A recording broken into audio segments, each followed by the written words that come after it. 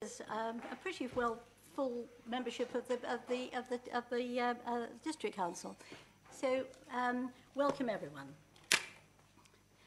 My first job is to approve and sign the minutes of the council meeting held on the 25th of September as a correct record.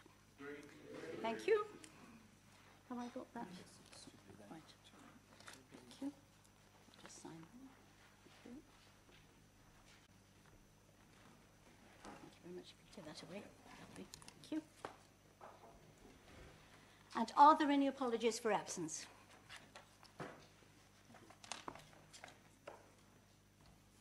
Chairman, we have apologies from Councillor Duart, Councillor Graham and Councillor Mrs Hollingsworth. Thank you. In reference to Councillor Tom Graham, I think possibly by now members will have heard that he hasn't been at all well. I phoned him at the weekend and he is making slight progress, but he's not very well at all. But such is the man that he actually tried to come to a meeting tonight, and he clearly was not well enough, and I think the leader probably will explain. Yep. Thank you very much indeed, Madam Chairman, for your introduction. Indeed, in terms of the apologies from Councillor Graham, I have just turned Councillor Graham away and suggested that he go home. He has very poor eyesight in one eye and is clearly not 100%, but he very much wanted to participate in the debate tonight. Clearly, it's a shame he can't do that, but I think you will agree with me that it would have been inappropriate for him to take part in what could be a stressful debate. And quite clearly, for a man who's just suffered a mini-stroke, I think it would be highly inappropriate for him to participate. I think I would like to ask that members join with me in wishing him a very speedy recovery, but I understand that the sight issue is going to be one that could be prolonged. Thank you very much indeed. I'm so sorry to hear that. I'm sure we'll all send him our very best wishes and hope that he will feel a lot better soon. Disclosures of interest. Are there any disclosures by members of personal and disclosable pecuniary interests in matters on the agenda? If so, please declare the nature of any such interest and whether members regard the personal interest as prejudicial under the terms of the Code of Conduct. Members are reminded to record their declarations on the sheets within their wallets and in the attendance register, and also to reiterate them at the time the matter is discussed. Are there any disclosures of interest? Councillor Elford. Thank you, Madam Chairman. If CB 1745 is called over, I declare an interest as Vice President of the Chamber of Commerce. Thank you very much. Personal.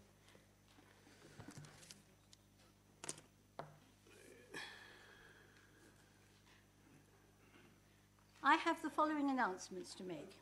Oh, so sorry, Councillor Lord. Sorry, yes, item 8 on the agenda, a personal interest in that I am President of the East Sussex Association of Local Councils. Right. Could we make a note of that, please? Thank you. Are there any other interests? Fine. Item 4. It's time for me to give my report as Chairman of the Council and the role that I have played in the last few months. So we start right back in October. Bexhill is rightly proud of its long-established choral society, and their performance of the Vivaldi Magnificat and Beatus Via by Monteverdi on October the 7th was absolutely stunning. This was followed by an Albinoni double oboe concerto with 2 local oboe teachers as soloists, and it was a marvellous evening. On October the 10th, I was honoured to be at the Long Barn as the Lord Lieutenant presented awards and medals to members of the reserves and cadet forces for meritorious service, deserving of public recognition. This is second only to the Queen's Honours List and is for outstanding voluntary service in the community. The young men and women presented stood to attention as the citation was read out, and I'm sure the occasion was one they will always remember. I attended Councillor Graham's mayoral civic service on October the 29th at St Peter's, Bexhill, in the presence of the Bexhill Charter trustees, members of the council and congregation. Father David took the service and reminded us of the importance of public service. The church is so lucky to have a superb choir and organist, and it was a very impressive occasion. The Bishop of Chichester travelled to Ewhurst on November the 7th for the licensing of Canon Christopher Irving as Vicar of Bodiam and Ewhurst. There was a really big turnout to welcome the new incumbent, and the service was followed by a social so everyone could meet him. I represented the council at the Seafront War Memorial on Remembrance Sunday, November the 12th, for the laying of wreaths to the fallen, and afterwards took the salute with the Mayor of Bexhill as the parade marched back past the Delaware Pavilion. It was a very, very cold day, and I felt so sorry for some of those young people because some of them were in shirt sleeves. I don't know how they managed. It was so cold. In the evening, I attended the British Legion Festival of Remembrance at the White Rock Theatre in Hastings at the invitation of the Mayor of Hastings. Mrs. Ruth Tompkins, who lives in Burwash, has worked tirelessly for the Alzheimer's Society for many years after nursing her own mother with the condition. Her concern for the care of dementia sufferers led her to raise huge amounts of money for the Admiral nurses in East Sussex. And on November the 21st, I was delighted to be present as she was honoured with the presentation of the British Empire Medal by the Lord Lieutenant in the Council Chamber of Brighton Town Hall. On December the 1st, I attended a performance by the South Downs Youth Orchestra at the Hippodrome Theatre in Eastbourne. Music training in East Sussex is of a very high standard, and the mostly teenage performers had been kept busy the previous day with a concert of popular film music given to our school children. On this occasion, we also heard Beethoven's Egmont Overture and the last movement of a Brahms symphony. I do hope that the junior audiences felt inspired to learn to play too after such an inspired and polished performance. The Big Sing at the Delaware on December the 4th was a really fun occasion. It's an annual Christmas event for local primary schools in East Sussex, and the Delaware was the venue for 3 of our local primary schools. Very Christmassy and loud and cheerful, the teaching staff who organised these sessions worked so hard with the children and had been rehearsing them for weeks beforehand. I was invited to a pre-Christmas reception held by the chairman of East Sussex County Council on December the 5th. My final civic occasion was to attend solemn Advent Vespers at Arundel Cathedral in the company of civic leaders from East and West Sussex and Surrey on December the 10th, a reminder that Christmas isn't far away. Finally, well, almost finally, I should like to congratulate the staff who manage the Manor Gardens, who have won first prize in a national competition, namely the free access category of the British Association of Landscape Industry Awards. Mike Cranfield, in particular, was singled out for his dedication to the care of the gardens. The judges described the gardens as a hidden gem and his care as a labour of love. And we are so proud to know that that was in the face of quite stiff opposition given to us here in Rother and particularly in Bexhill. But I know that Councillor Jenkins probably is going to include this in something he says this evening, because he might just fill us in a little bit more about that. And I think for the moment, that is my report. Oh, I'm asked to tell you that there is an update in your wallets, members of the Council, for item 10, the Audit and Standards Reports.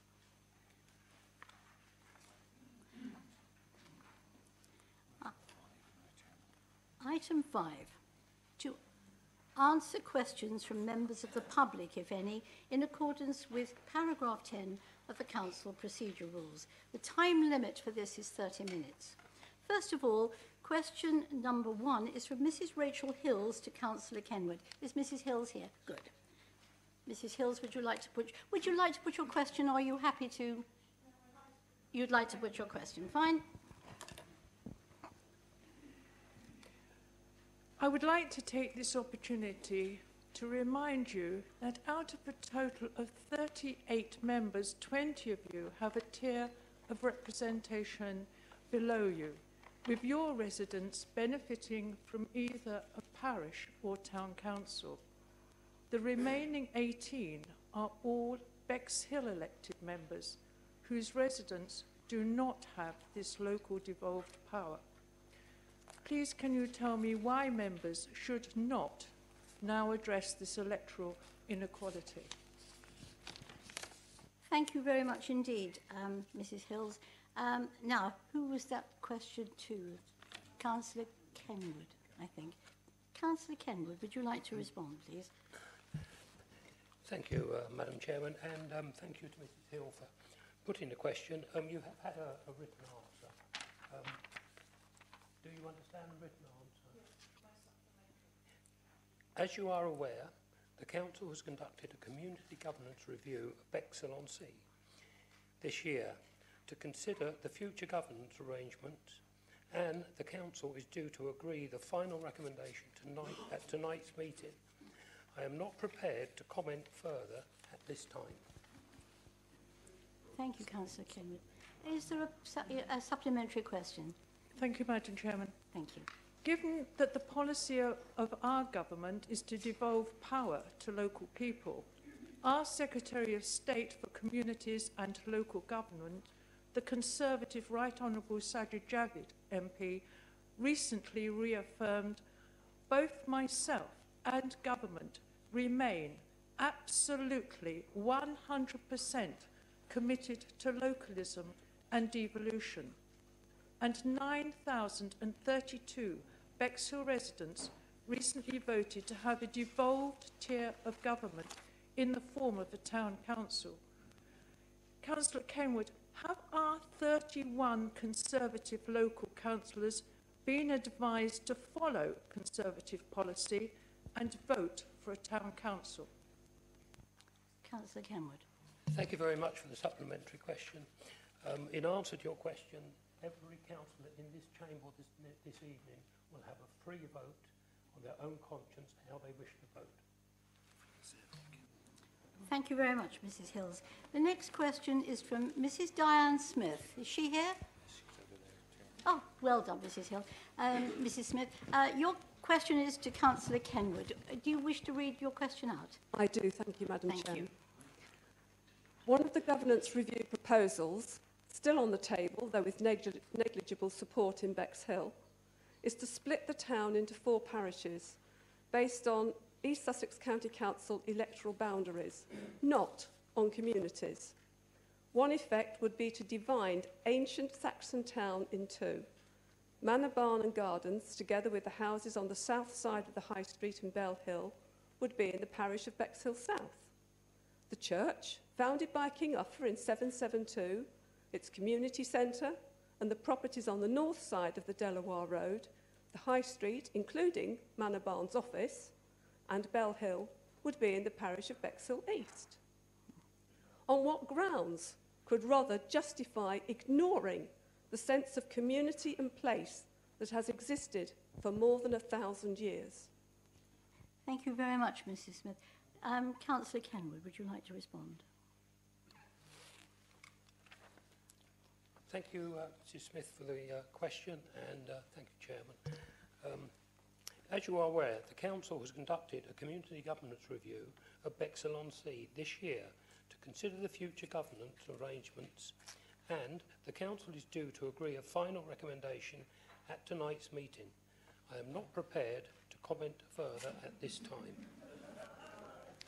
Mrs Smith, would you like to offer a supplementary question? I have indeed, thank you, Madam Thank you. Chairman. How do you think Burwash, Breed, any town or village in Rother would react if someone drew a random line through their village and declared the 2 sides different communities? Councillor Kenwood. I would suggest that that question should be put to the member who represents those villages. Madam Chairman, I don't have an answer. Councillor Barnes, are you happy to take this one on? Right, fine, thank you. Thank you. Thank you very much, Mrs Smith.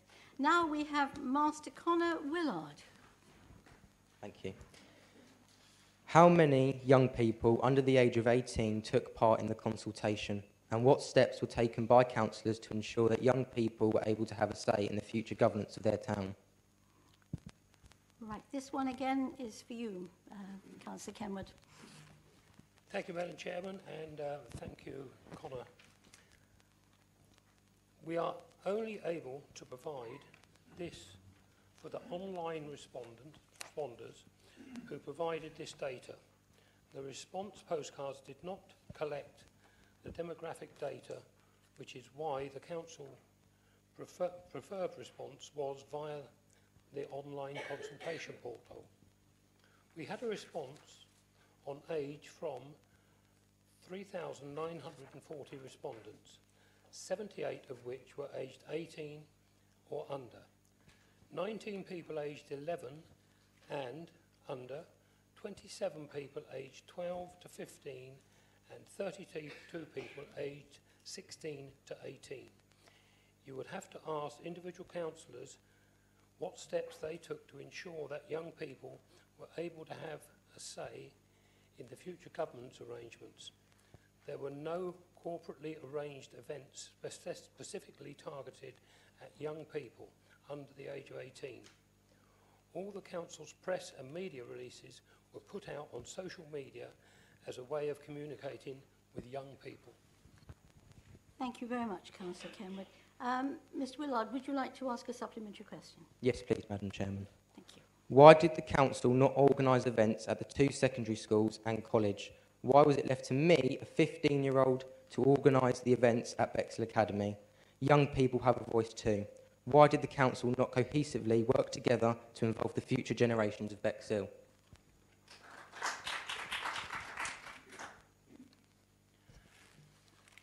The Community Governance Review Steering Group made a decision on how they would go out to people.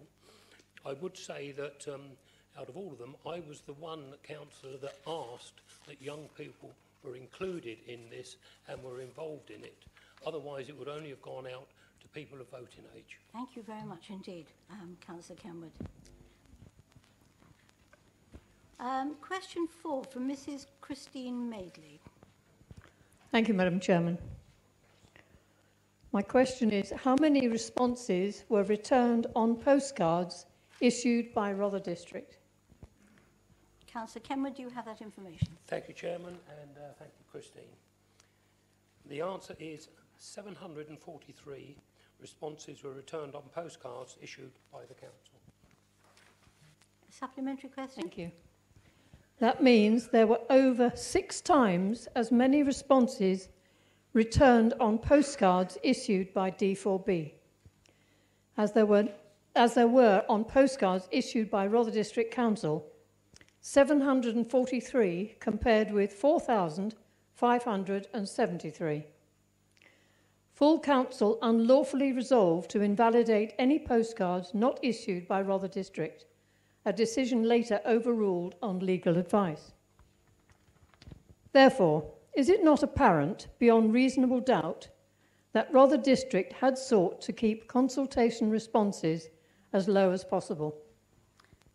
Councillor Kenwood, would you like to respond, please?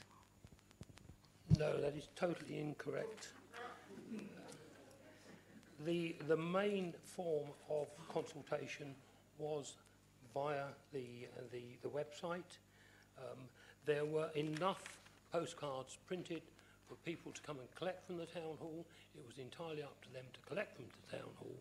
I would suggest that D4B actually went out and pestered people with the postcards, and that was why there were so many postcards. Can I just remind members of the public that this is actually our meeting. It is not for you to utter. Please, please respect that. Question 5 from Mr. Terence Byrne to Councillor Maynard.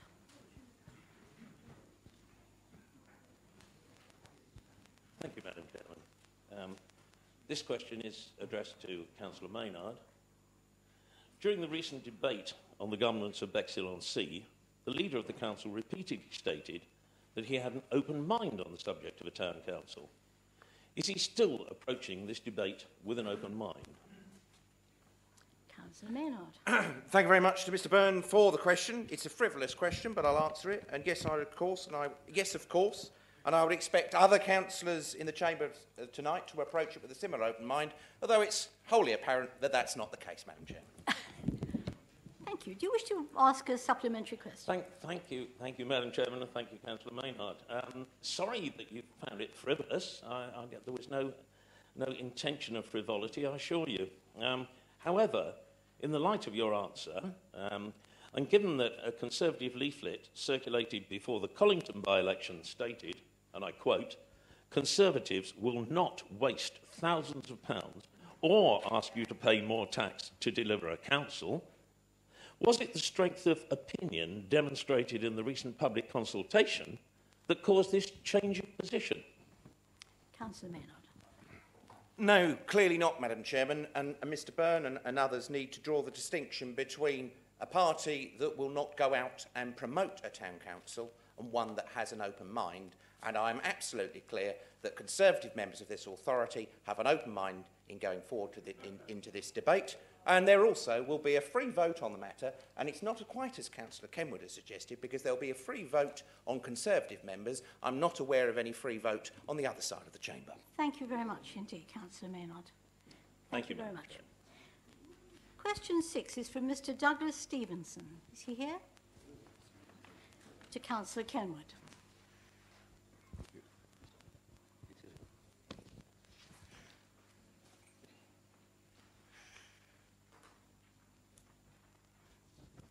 Madam Chairman, my question was to Councillor Kenwood. Was he supportive of the role of Mayor of Bexhill?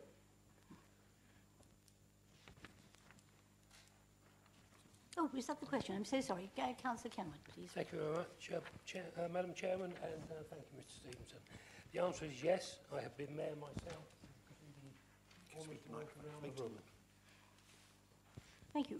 Do you wish Thank to you for your ask a answer. supplementary? My supplementary question is, are you aware that under the option 4, with 4 parish councils, there would not be a mayor of Bexhill? Councillor Kenwood? That's quite possible. That's all I can say. Well, it's in Yes, it's quite possible. That's quite possible. Correct. Yes, correct. Thank you very much indeed, Mr Stevenson. Question 7 is from Mr Paul Cortell to Councillor Kenwood. Thank you, Madam Chair.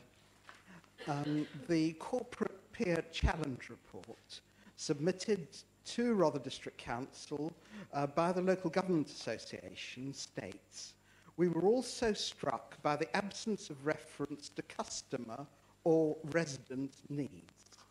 It continues, "Customers were rarely mentioned in the interviews throughout the peer challenge. All the work streams have some impact on customers, but they appear to be the silent voice. Would the Deputy Leader confirm that lessons have been learnt from the peer challenge report and that Rother District Council will not implement an ineffective and expensive proposal for 4 parish councils which only 1.7% support across Bexhill and which is even overwhelmingly opposed in both Sidley and Little Common?" Thank you, Mr Cortell. Councillor Kenwood. Thank you, Madam Chairman, and thank you, Mr Cortell. Firstly, I'd say that the peer challenge was something that this council asked for, not something that was imposed on us. And the answer to your question is the peer challenge has been considered by the Cabinet and an action plan agreed. Following tonight's debate on the Community Governance Review, councillors will propose and vote on an option that they consider the most appropriate for Bexhill. This will be a democratic decision taken by all elected members. Thank you. Would you like to... Yes, please, Madam. Thank you, Mr Deputy Leader. You appear to consider that 38 Rother councillors should decide what they think is most appropriate for the residents of Bexhill. Do you have any researched evidence that indicates that those who did not participate in the consultation take a different view from those who did? If not, will you listen to the overwhelming evidence that you have in front of you? This is not to divide communities, but to vote for a single town council for Bexhill, which has 93.5% support from participants in the consultation. Councillor Kenwood. Thank you, Madam Chairman. I repeat the answer. There will be a democratic vote after the debate, and that is what will come up with a decision on what the governance of Bexhill should be. Thank you very much. Thank you very much, Mr. Cortell. Item 6, to answer questions from members of the council, if any. Are there any questions from members of the council? There are none, Chairman. Right, then we can move swiftly on to item 7, to receive the report of the Cabinet on matters for determination by full council at its meetings held on the 2nd of October, the 6th of November, the 4th of December and the 18th December. Can I call Councillor Maynard? Thank you very much indeed, Madam Chairman. I move that the exception of minute CB 17/44, which is the Community Governance Review of Bexhill, that we considered as agenda item 8, that the reports of the meetings held on the 2nd of October, 6th of November, 4th December and 18th of December be approved and adopted. Thank you very much indeed, Councillor Maynard. I will now call over... Second. Oh, I beg your pardon, seconded. Thank you. Is that... 18th of December. 18th of December. Right, thank you. Councillor Alford. On my papers here, I haven't got the online version, but on the 4th of December, the Community Governance Review for Bexhill final recommendations is CB 1745, but so is Property Investment Panel terms of reference.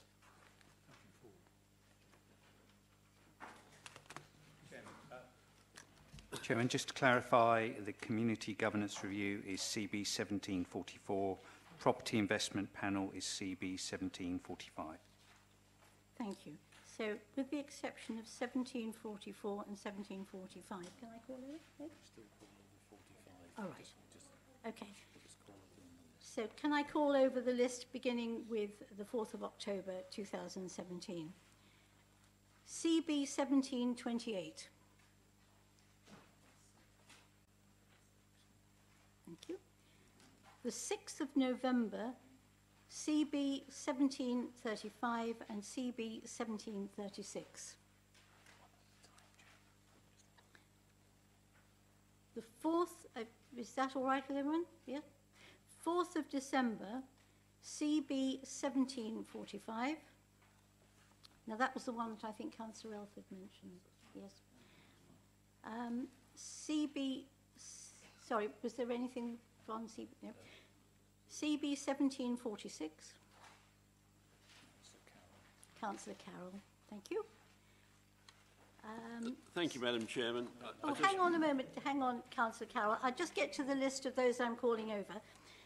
CB 1747.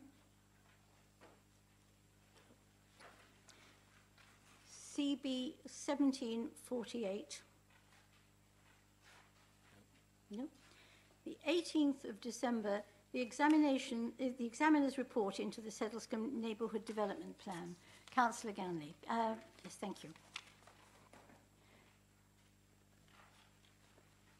Right, can we go back then again to the 4th of... Oh, I move that the whole of the report, with the exception of the reserved minutes, be approved and adopted or received. All those in favour? Is there anyone against? Now, can we go to the reserved matters, please? Can I have a... CB 1728. So, CB 1728. Thank you, Councillor Dixon. Thank you, Chairman. With reference to the Audit and Standards Committee of this time last week, which we're going to discuss later, there was information given to us that the £7 million property investment may not be as smooth as we originally thought, with possibly legislation coming in to prevent us borrowing money in the future for investment purposes. Will we be having a rethink on the £7 million investment, or will that still be going ahead? Councillor Lord-Amptill. Very much, Chairman, and thank you for that question.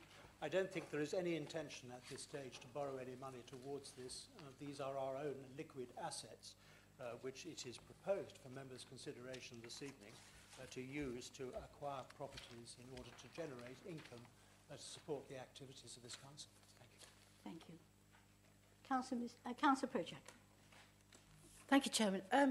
This whole idea, which we're driven to obviously by government policies and so-called austerity, this idea that we actually put millions aside to buy property within a 90-minute drive of Rother so that we can actually break even in 2020 when all government funding will cease.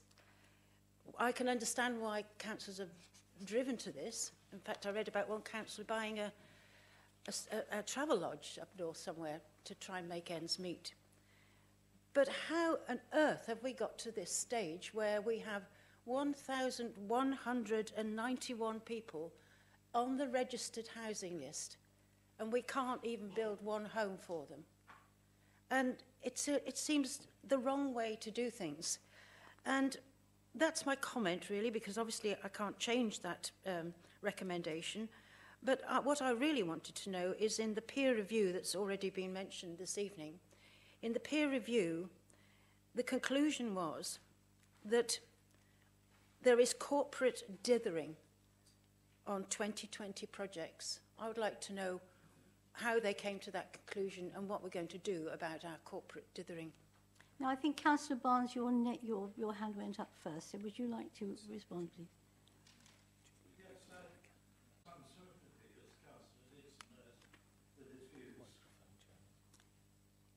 Thank you. Apologies. Although, as Councillor Dixon knows, I have some sympathy with his views, I do think he shouldn't misrepresent what the legislation is likely to say in 2020. It is that you will have to repay borrowing. Now, that obviously will alter the terms of the loan. And the Audit and Best Value Committee did take a look at this, and we'll be debating it later. But what we were suggesting is getting a return by using another vehicle for investment rather than investing ourselves would probably be more secure in those circumstances. And that's precisely, of course, what we're already doing as a council. I have to say, those authorities that already held a great deal of property like Thank you, Councillor Barnes. Councillor Hart, I think you wish to speak. Yes, just to pick up there on the peer review, is that somewhere in the peer review it did say that we mustn't let caution temper our ambition, and we need to actually have a much more robust and innovative view to taking risk with investment. And of course, it's very important that this council increases income generation in order to provide for the services for the people who live not just in Bexhill, but all over the district. Thank you. Thank you very much, Councillor Hart. Anybody else wishing to speak on this? We need to go back apparently to CB 1728 to get a mover and seconder. Can I just have somebody who are on the income generation and asset management plan? Can I have someone to move? Thank you very much. And a seconder, Councillor Maynard. Thank you. Is that CB 1746, the development of sports and recreation facilities at Sidley Recreation Ground? I think, Councillor Carroll, you wish to speak. Thank you, Madam Chairman. I would like to thank the officers and the staff of the Town Hall. Also, there is a regeneration going on. It's taken a few years, but it is happening. And there's people that are looking to put businesses into Sidley again, which is a bit of fresh air. We also are getting backing from the police, where we have put youngsters into a good sports system, and it is working. It may be a bit rickety, but if we get the right thing together now, and we will go forward and show better things as well. Thank you very much. Thank you very much, Councillor Carroll. Councillor Watson. Thank you, Madam Chairman. Yes, what Councillor Carroll says about that, most welcome for Sidley, good for the young people of Sidley. It's a fantastic idea. I'm so pleased that the council is fully supportive of this. This really helped a deprived area of what Sidley is, and I say thank you very much to the whole of our district council. Thank you very much. Councillor Mrs Hughes. Thank you, Madam Chairman. When this came up at Cabinet, we were absolutely thrilled about this. We absolutely were. At the time, somebody said it's wonderful for Bexhill. It's not just wonderful for Bexhill. It's wonderful for Rother as a whole. The idea of a skateboard, which I was keen about, caused some laughter. They thought of being a skateboard, but never mind. The cycles, everything else, absolutely fantastic. And I must say, the rest of Bexhill is absolutely thrilled. Good. Thank you very much. Oh, Councillor Johnson, Gillian Johnson. Thank you very much. I would just really like to congratulate both Councillor Carroll and Councillor Watson on all the work they've done to go into bringing all this scheme forward. Brilliant, thank you. Councillor Maynard. Thank you very much indeed, Madam Chairman. I'd also obviously echo those thanks. I mean, this is clearly the fruits of the local members working extremely efficiently and in partnership with the sports development team here at Rother District Council. Particular thanks, I think, go to Scott Lavaker and other members of the team for taking this matter forward. And we had a thorough debate at Cabinet, and it was a very enthusiastic and aspirational debate. And quite clearly, we're not there yet. But the reality is, significant sums of money are involved in this, and it's something that a district council can take forward very, very effectively. And indeed, I know that the local members will continue to work with the residents of Sidley, and as other councillors have said, it will be to the benefit not only of residents of Bexhill, but quite frankly, I suspect that if this comes to pass, that it will be used by people even over the border, dare I say, in Wilden, coming in to use those facilities. But this is precisely the sort of project that we want to see come forward for somewhere like Sidley, and I think it should be applauded across the whole of the chamber. Thank you very much indeed, Councillor Maynard. Can I have someone to move then CB 1746? Thank you, Councillor Maynard. A seconder, Councillor Maynard. Thank you. Sorry, Councillor Kenwood. Beg your pardon. Right, we move on to CB 1747, the local council tax reductions. Oh, there's nothing on that one, sorry. The examiner's report into the Settlescombe, this was from the 18th of December. The examiner's report into the Settlescombe Neighbourhood Development Plan. Councillor Ganley. Thank you very much, Madam Chairman. I shall be very brief. I simply wish to extend my hearty congratulations to the Settlescombe Parish Council on being the first to achieve, or at least to bring a neighbourhood plan to referendum. Well done, Settlescombe. Thank you very much. Can I have a seconder, please? Thank you, Councillor Maynard. I apparently have to take a vote on all the amended items. So can we just have a list of what those are? Oh, so sorry, Councillor Projak. I just wanted to add my congratulations. Oh, good. Yes, because fine. having been heavily involved with the Salehurst neighbourhood plan, I know the blood, sweat and tears that goes into these things. And really, it's really something that we should be celebrating such a lot to get the first one to referendum. I think Robertsbridge was thinking they would overtake, but we didn't. We haven't. We're waiting for the examiner's report, hopefully before Christmas, and then we will go to our referendum. But as I've said many times, we rely on these neighbourhood plans. 25% of our projected housing is tied up in these neighbourhood plans. And in neighbourhood plans, you don't have to have a 5-year supply, Rother District Council. You can have a 3-year supply. Whether that's going to slip, who knows? It is slowly creeping down, not up, which is the wrong way. So congratulations, and I think we should be very proud of the fact that we've got a neighbourhood plan going to referendum. I totally agree with you. Thank you so much, Councillor Projak. That's a very good point. Thank you. So the move to be moved. The items have been moved are CB 1728, CB 1746, and the examiner's report into the Settlescombe Neighbourhood Development Plan. All those in favour? Thank you very much. Is there anyone against? Good, thank you. Now we're on to item 8, to receive the reference report and minority report on the Community Governance Review for Bexhill-on-Sea and determine the final recommendation. It's quite clear from the debates that have been held by the Community Governance Review Steering Group, the Overview and Scrutiny Committee and Cabinet that members want a full and thorough debate on all 4 options before coming to a final recommendation.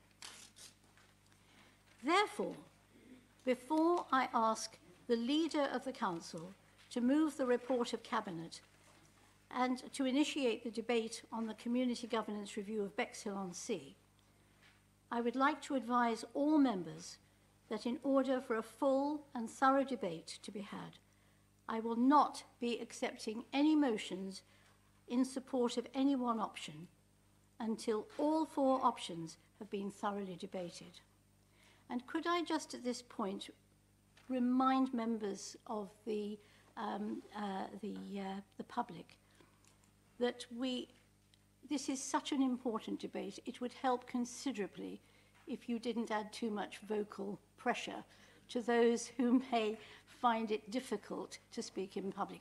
And I would crave your indulgence on this. I'm afraid I am going to be pretty fierce about this because it is such an important debate. I crave your indulgence. I hope we all get through this in a very civilised sort of manner. But I would now like to call Councillor Maynard. Thank you very much indeed, Madam Chairman. And in order to get the debate up and running, let me first move that the minority report and indeed the governance report be received and initiate that Council Procedure Rules 14.4, so that's the content and length of speeches, and 14.5, when a member may speak again, be waived for the discussion of this item. And let's be absolutely clear, that's so that members get an opportunity not to speak once, but also, if they want to speak again, they get an opportunity to do so, so that we have that fulsome debate that you've alluded to. Thank you. A seconder for that? Thank you, Councillor Cannon. All those in favour? Anybody against that? No, thank you. Councillor Prochak. Before the debate starts, could I move that we have a recorded vote? I need 3 other members to stand with me, that we have a recorded vote. Yes, of course. And 3 of you are, yes, that's absolutely fine. Thank you very much. 4 of you. I believe on a point of order, it's actually 4, so there we go. Thank you very much. Right, who would like to speak first? Oh, okay. Councillor Hollidge. Thank you, Madam Chair. Thank you very much. Before I start the debate, I would just like to congratulate all Rother officers for the professional way that they've conducted this review, for their hard work, and sometimes difficult in conducting this review. They've done it extremely well. One of the questions that I've been asking those that have been calling for a vote is, what can a town council do that isn't already being done or can't be done without one? I've read every report, especially the minority report that has recently come through, and I refer to clause 35, where in clause 35 it says, we are sure the residents of Bexhill wish to enhance all the services offered to taxpayers. And I truly believe that we all agree with that. Everyone who lives, works and visits Bexhill, from communities in Normans Bay, Ravenside, Pebsham, Glyn Gap, Town Centre, the Loire Pavilion over to Warsham, we all want enhanced services. Yes, we all want a better Bexhill, and we are all in it together. The other phrase that's been quoted a lot is no taxation without representation.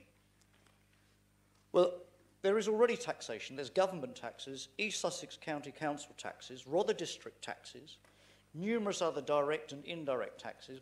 I think there's too much taxation already.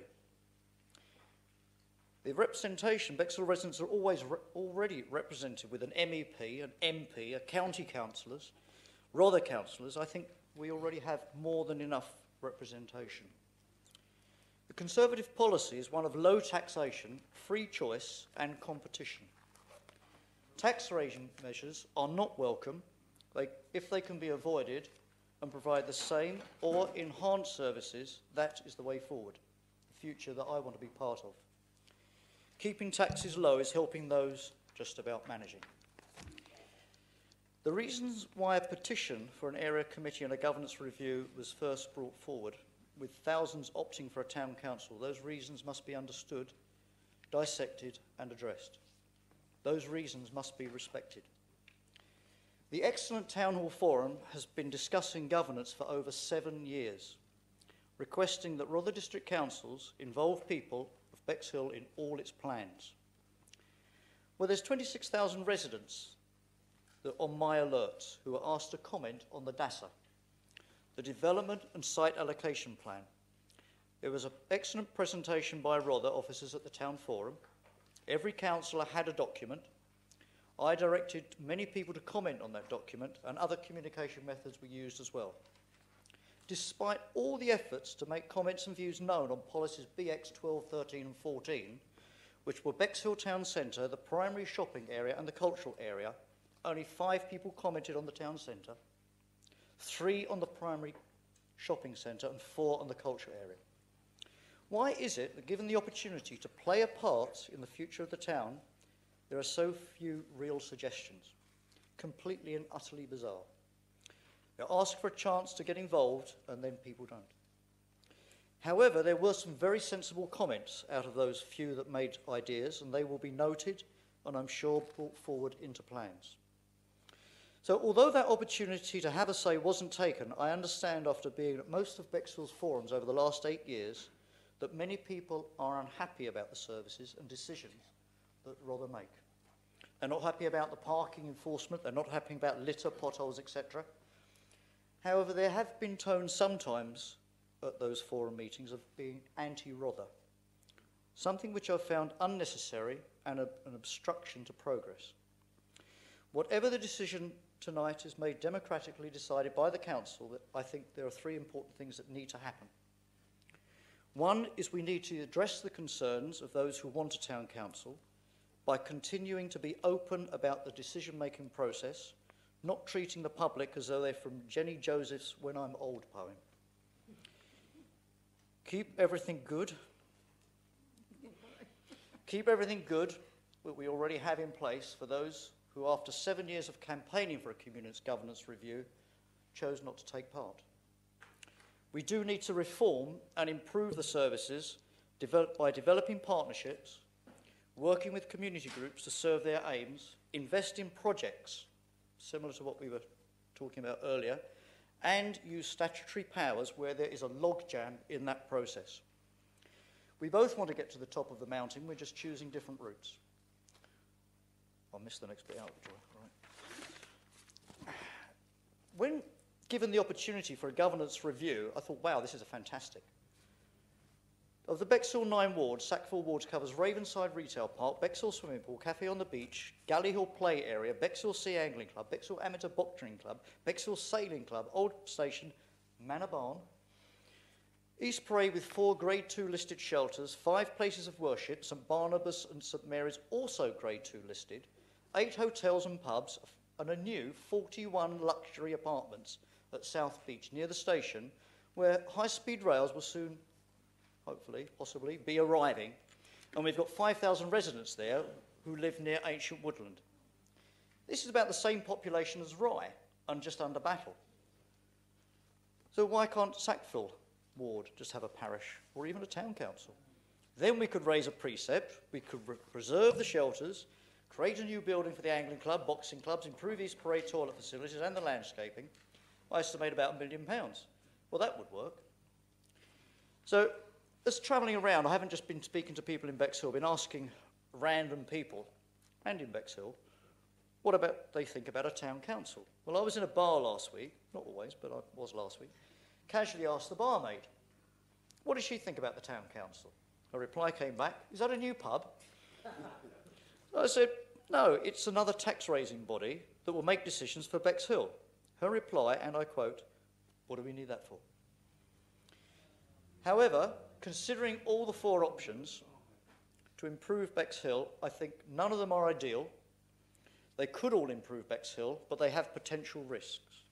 The no change option, there are already residents, community groups, sports, social clubs, as well as the Delawarren businesses that work together to create Bexhill a unique place to live, work and visit. They raise funds in their own right through numerous sources collated by the excellent Rother Voluntary Action, or with Rother District Council's assistance through their community grant scheme. Politicians, I believe, haven't explained that we're in a post-growth economy. austerity is the wrong word. It should be living within our means, catering for need and not greed. However, I believe we can work smarter, we can work harder, and we can make improvements can be achieved through economies of scale, joint working and partnerships. So Bexhill can and will improve, even if we vote for no change. The Town Council, this I could see could bring many advantages to the different geographical areas and diverse communities.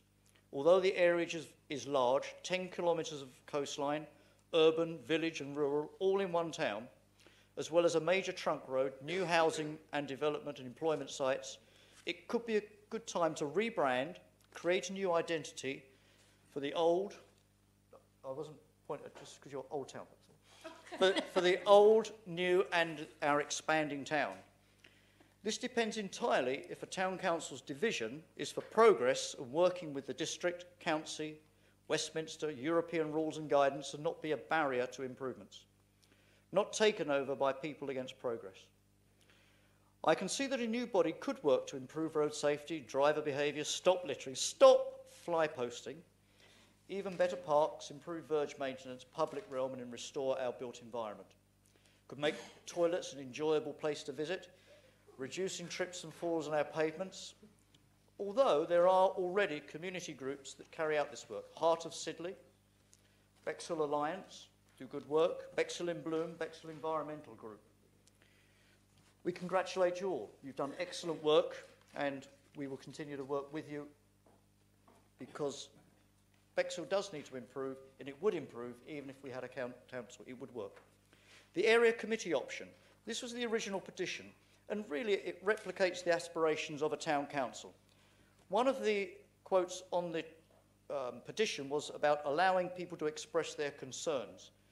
Well, that, if you read the letters page or go on to the Facebook page of Bexhill-on-Sea, East Sussex Rother councillors, the MP, the fly posting, even walking around town with a sandwich board with a board on you, there are already ways to express your concerns. The area committee could work with local employers and businesses to create opportunities. That was another part of the petition.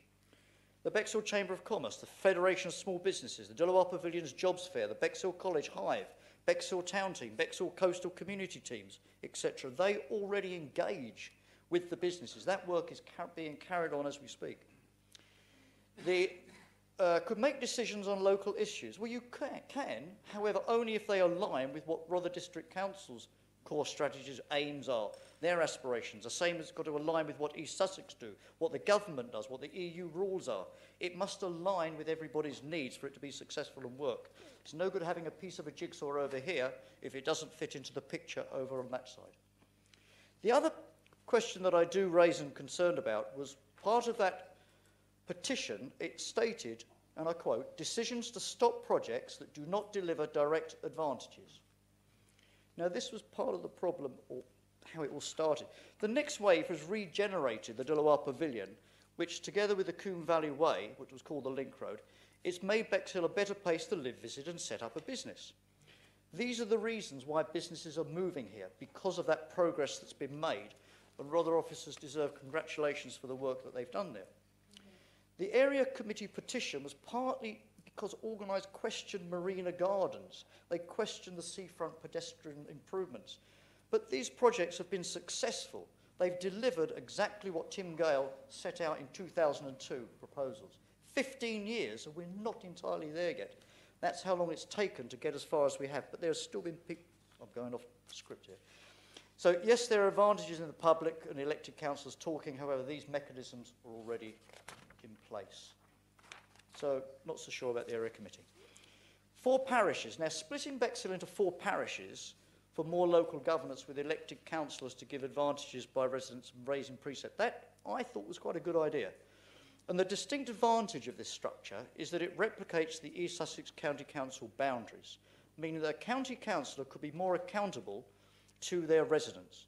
Most of the complaints that I receive, and I've only had 10 people email me about the governance review, but I probably get 10 a day on parking, planning and other issues.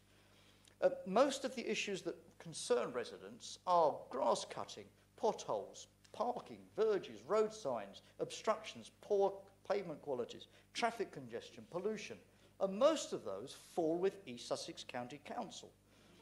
So it's very little that a town council can overdo to relieve those problems. Also, contrary to the question, I know it does subdivide, but this is, you've got to put a line somewhere. Bexhill North could include Sidley West, Glenley Park and Bexhill North. Bexhill South will be the town centre, Old Town, Ravenside and the seafront. Bexhill East with Sidley East, Pebsham, Walsham and Coombe Valley Countryside Park. And Bexhill West, Normans Bay, Pevensey Marsh, Barnhorn, Couden, Collington and Little Common. So that could work. I'll leave out the next bit, Joy.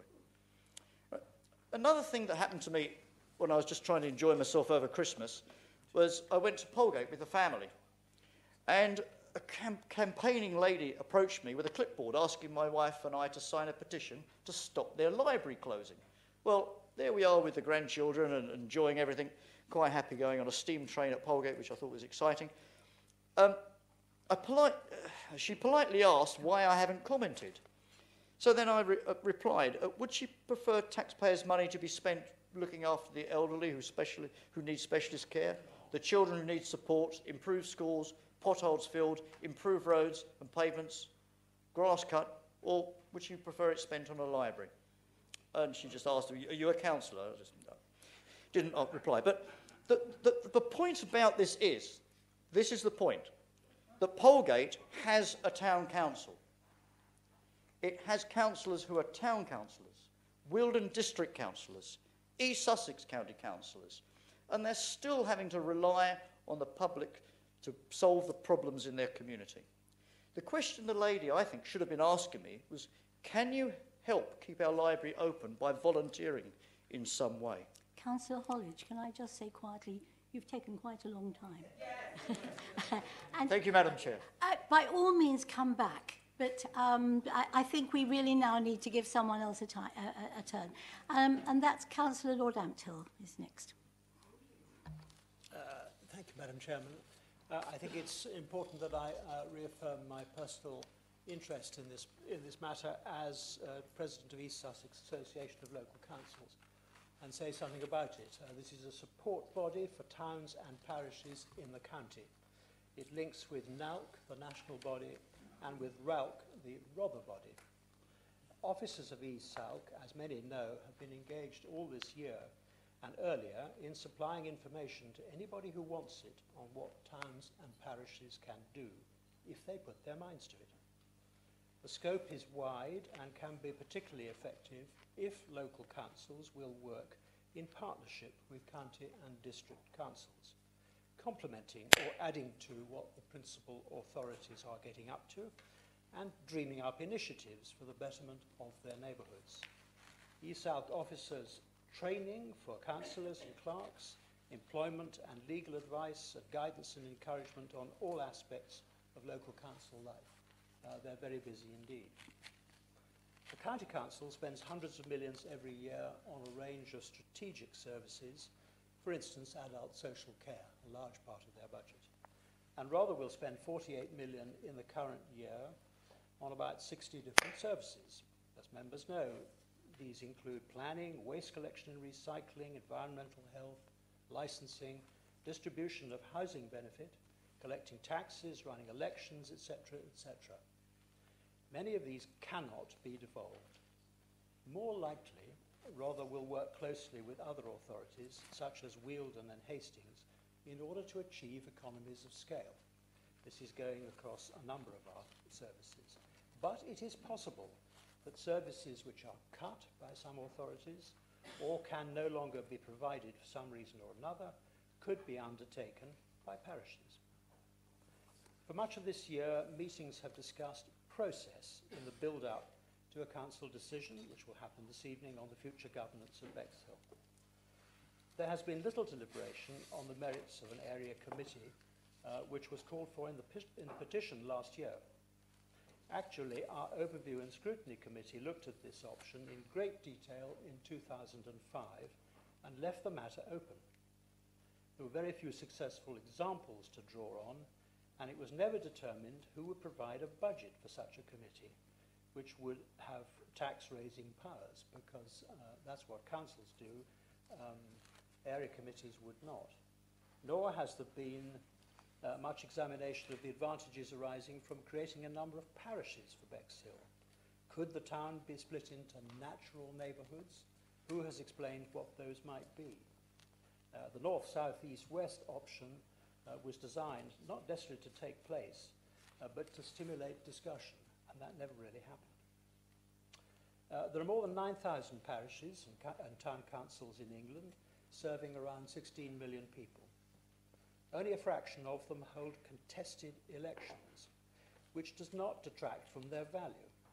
In East Sussex, there are 102, and in our own district, 31. In Rother, in 2015, 6 parishes held contested elections, but our 20 rural members attend the meetings of all 31 of them, so that there is a flow of information and mutual commitment. Some councils will be busier and more enterprising than others.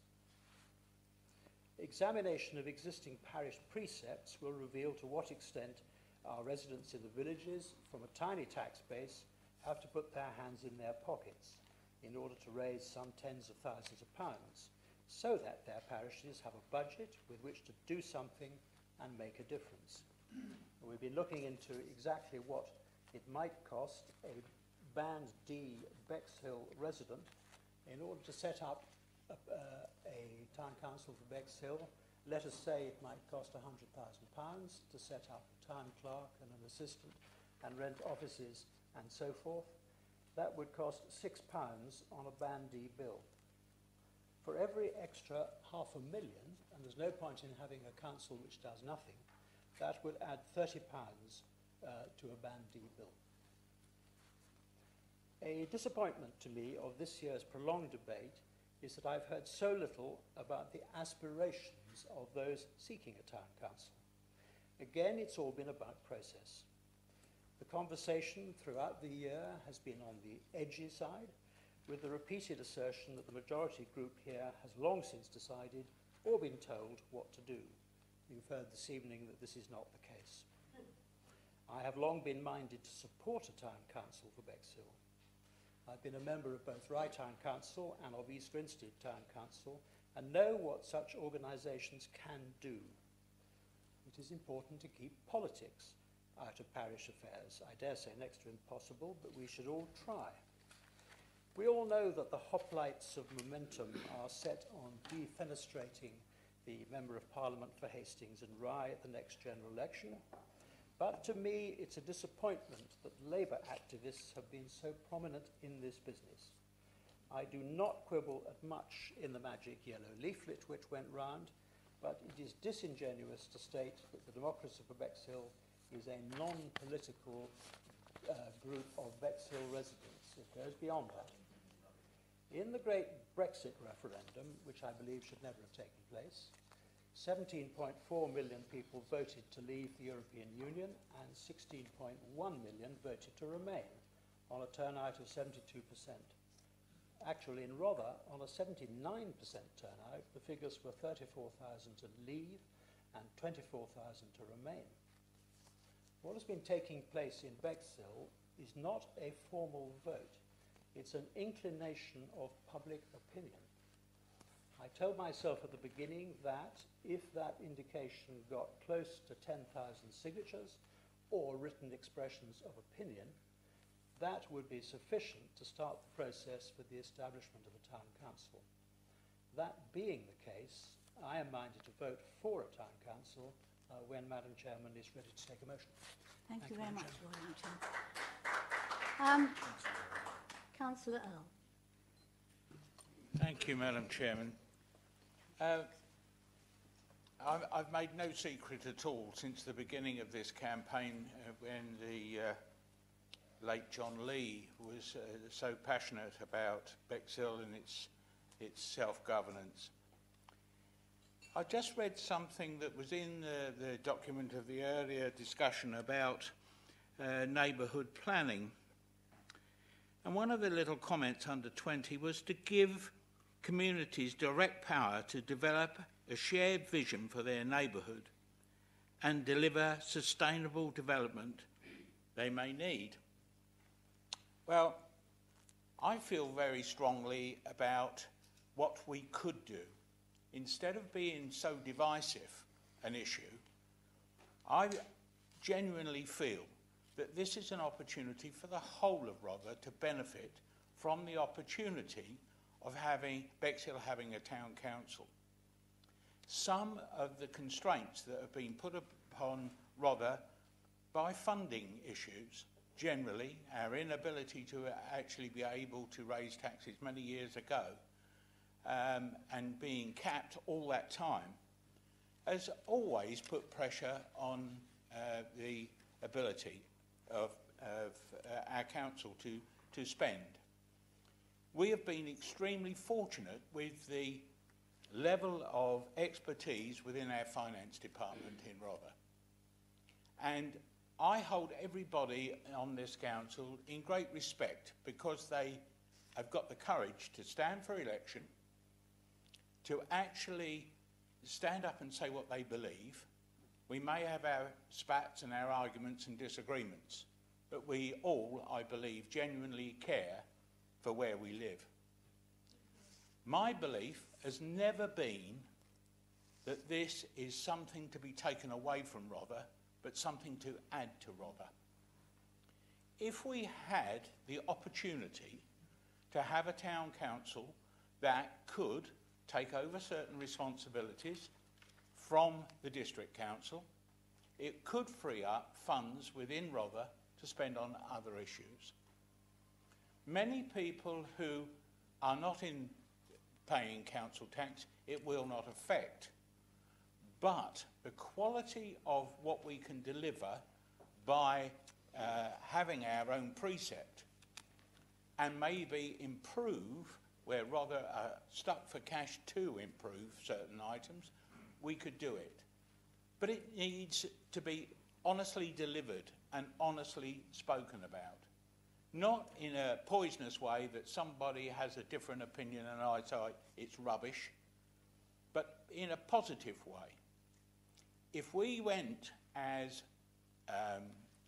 Bexhill councillors on a Bexhill Town Council to the public of Bexhill and were honest from the day one that the precept we were going to set was going to cover a certain plan and certain objectives over the 4-year period,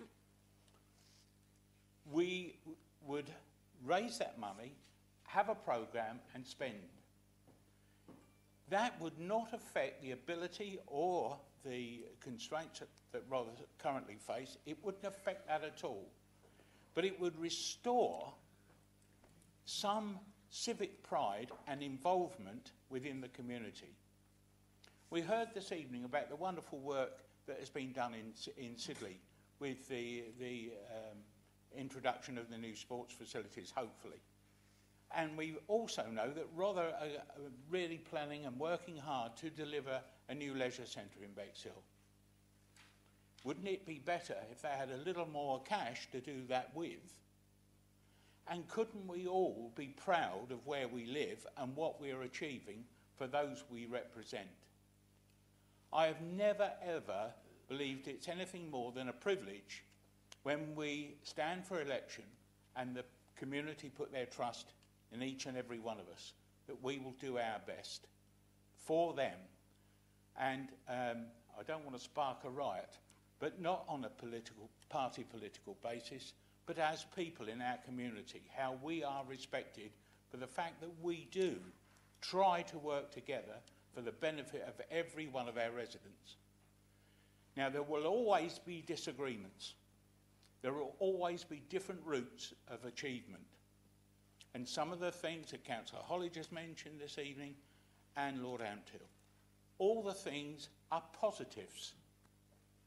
So instead of turning this debate into a negative where we have a choice of yes or no to a town council, the people of Bexhill, those that bothered, those are people who do care, overwhelmingly said they wanted a town council.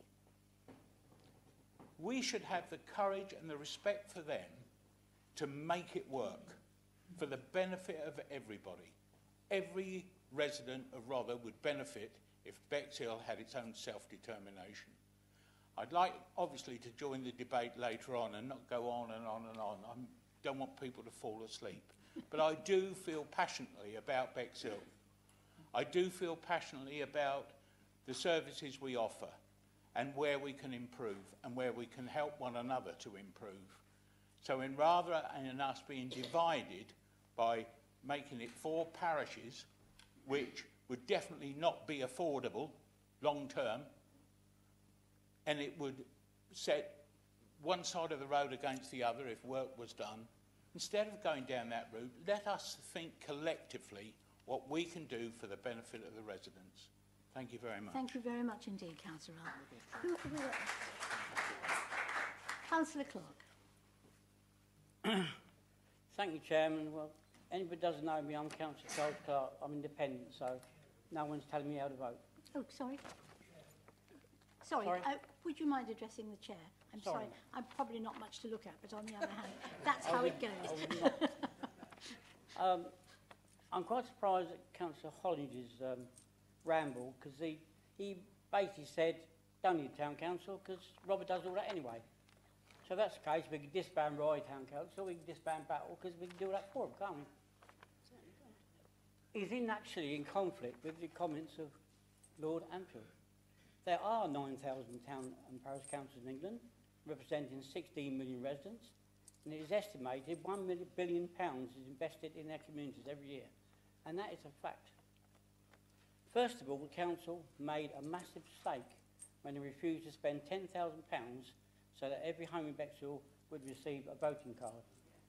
And I believe they actually know that, and you'll be honest, they would admit that. We would not have received 9,000 replies if it had not been for the efforts of democracy of Bexhill. Like them or not, we have to accept that as a fact. Every ward in Bexhill received over 90% in favour of town council. If we are to carry out the wishes of the residents, we have to have a town council.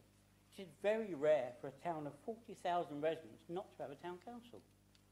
The government is encouraging councils to devolve democracy to local level with its localism bill. I believe politicians are about as popular as taxman, estate agents and cold callers. And the reason for that is they don't think we listen to them. We talk down to them and we don't tell them, we always tell them we know best. We're not listening to you. Until that changes, 2/3 of local residents will continue not to bother and vote in local elections. When we look at the options, I was amazed that more people didn't vote for option 1. If, as Councillor Holly says, they're happy with the way things are, there should have been a massive vote for option 1. Oh yeah, we don't want to change, don't want to pay no more money. Option 1, keep things as they are, straight and narrow, safely. It got nothing, 1%. Many of us thought that was a safe option. An area committee received no support. Well, I know, talking to officers, that the cost of an area committee would be something like £250,000 over 4 years because of the cost of having a chief officer, and if it didn't give it any funding, it would have no powers. And option 4, 4 parishes for Bexhill, in my ward, it got 14 votes. And if you look at the cost of that with four clerks and 72 councillors, we had 18 per ward, whatever we're going to have, you know, it was very, very expensive. As an independent, I'm free to vote for a town council. I hope every member of this council feels the same way and will vote in the best interests of our residents. This is a time to deliver democracy. It's not a time for party politics. Thank you, Councillor Clark. Councillor Dixon. Thank you, Chairman. Liberal Democrats have campaigned for a town council for many years, and indeed these two ladies to my left were part of the momentum that started it, where momentum only had one meaning. And our Bexhill members have campaigned tirelessly for this, and I'm glad that others have joined the Liberal Democrats in our campaign. For me, the argument is why not? Why should Bexhill not have a town council? Why should Bexhill be the only place in East Sussex without a town council? Lewis, Newhaven, Uckfield, even Folkestone as one of the new town councils, all have got thriving and popular town councils. Rother should be a strategic authority. It shouldn't be trying to be two people. Bexhill's local authority and Rother's whole authority. As a rural member, one of the most depressing things I have to do is to deal with Bexhill's affairs, because I represent Battle and the strategic area of Rother. I don't really want to be doing all of Bexhill's small work that a town council would do. Something that you don't do for Battle, because Battle has its own town council. Something that has not been mentioned is that council tax under a single Bexhill town council could be lower. There is currently special expenses paid by Bexhill residents, and the challenge for a town council will be to take over some of those services and do them for less. Local can be cheaper when you're doing services locally. A comment on the 4 parish councils. Now, I am actually in favour of communities, and I do believe that communities should be represented by their own council, so I have no problem with Little Common having its own council, Siddeley having its own council, but that isn't on the table. What is on the table is an arbitrary boundary commission decided carve-up of Bexhill, if you like. And the question is, what happens when the boundary commission then change the 4 boundaries of the county council wards? Will the parish councils change? I don't think so. Once the boundaries are in, that's it. So it's a very arbitrary figure that really doesn't warrant much consideration. Area committees are much more suited to vast rural areas where communication is difficult, travel is difficult to a central location, and area committees work well there. Rother really isn't big enough for an area committee. So really I commend that really the only possible option on this paper that is worthy of support is a single town council for Bexhill. Thank you very much indeed, Councillor Wilson. Councillor Hart. Thank you, Chair.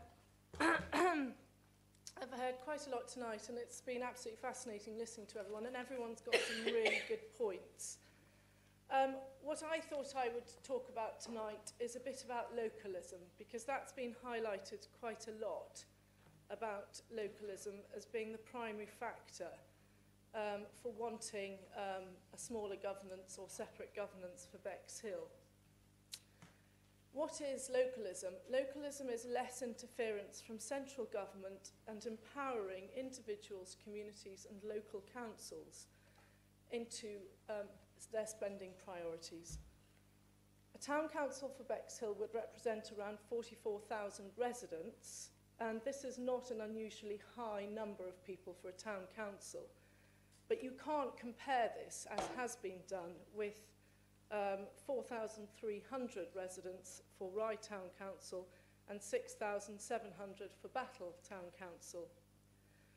Some of the reasons, I've looked at very closely the reasons for town councils, including better representation, responsiveness to local needs and interests, and the promotion of community spirit and inclusiveness.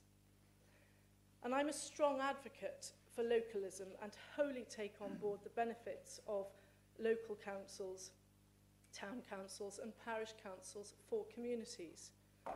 I've also been reminded in communication from residents and letters and other communication from Democracy for Bexhill that as a Conservative councillor, I may or may not be aware that the Conservative Party supports the formation of town councils.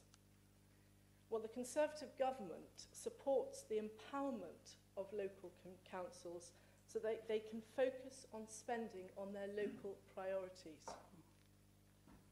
We must also consider Bexhill's unique character and needs, and need is a very specific point. Bexhill has different needs within the town. Siddeley is somewhat deprived and has different needs to, for example, Little Common, which again is different to the town centre. And I want to quote the Sussex Police response to the consultation, which said it may be challenging to have one town council when the needs are so different, and I do take that on board. So I have to ask then, what can a town council do for Bexhill that Rother doesn't already do? Rother responds to local needs, so I'm looking at the reasons why you would want a town council. Rother responds to local needs, interests and community through its hard-working and dedicated councillors from all the political parties. These people are elected by the people of Bexhill to represent them. These councillors make a huge commitment in volunteering their skills and efforts and adequately represent the views of the people in Bexhill along other civic groups such as the Town Forum, as Councillor Hollidge has mentioned, and the Town Centre Steering Group, which is chaired by Councillor Ian Hollidge.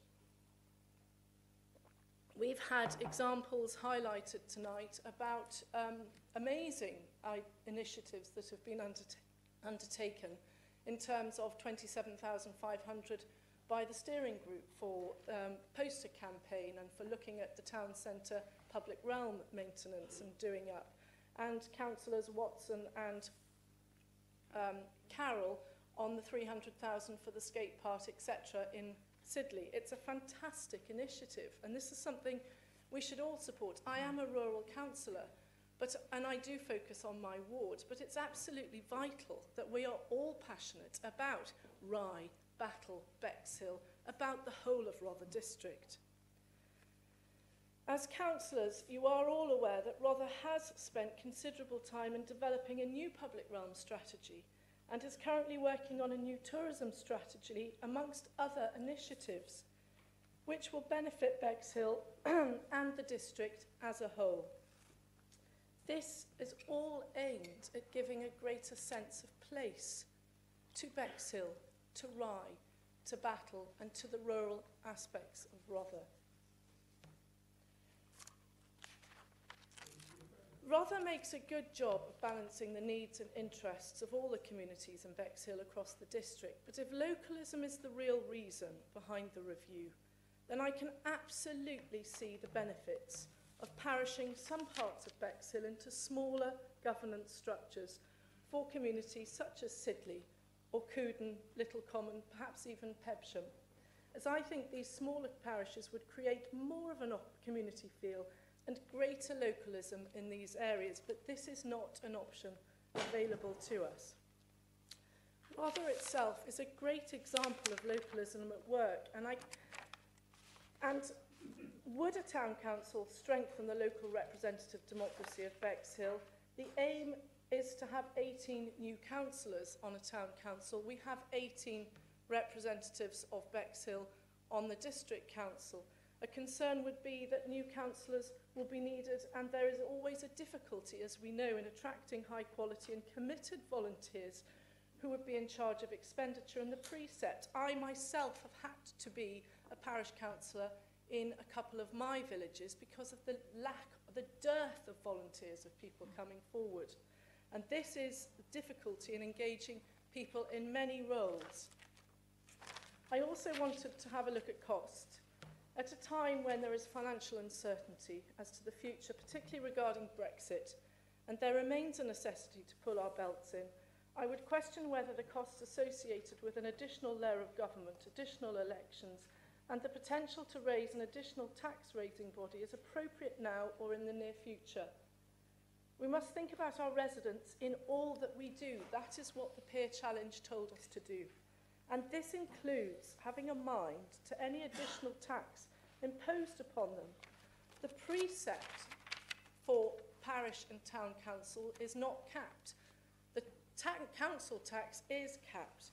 And I just wanted to highlight that Battle Town Council, for example, has increased its precept by 81% in 5 years, from 188,000 in 2012 to £384,056 in 2017.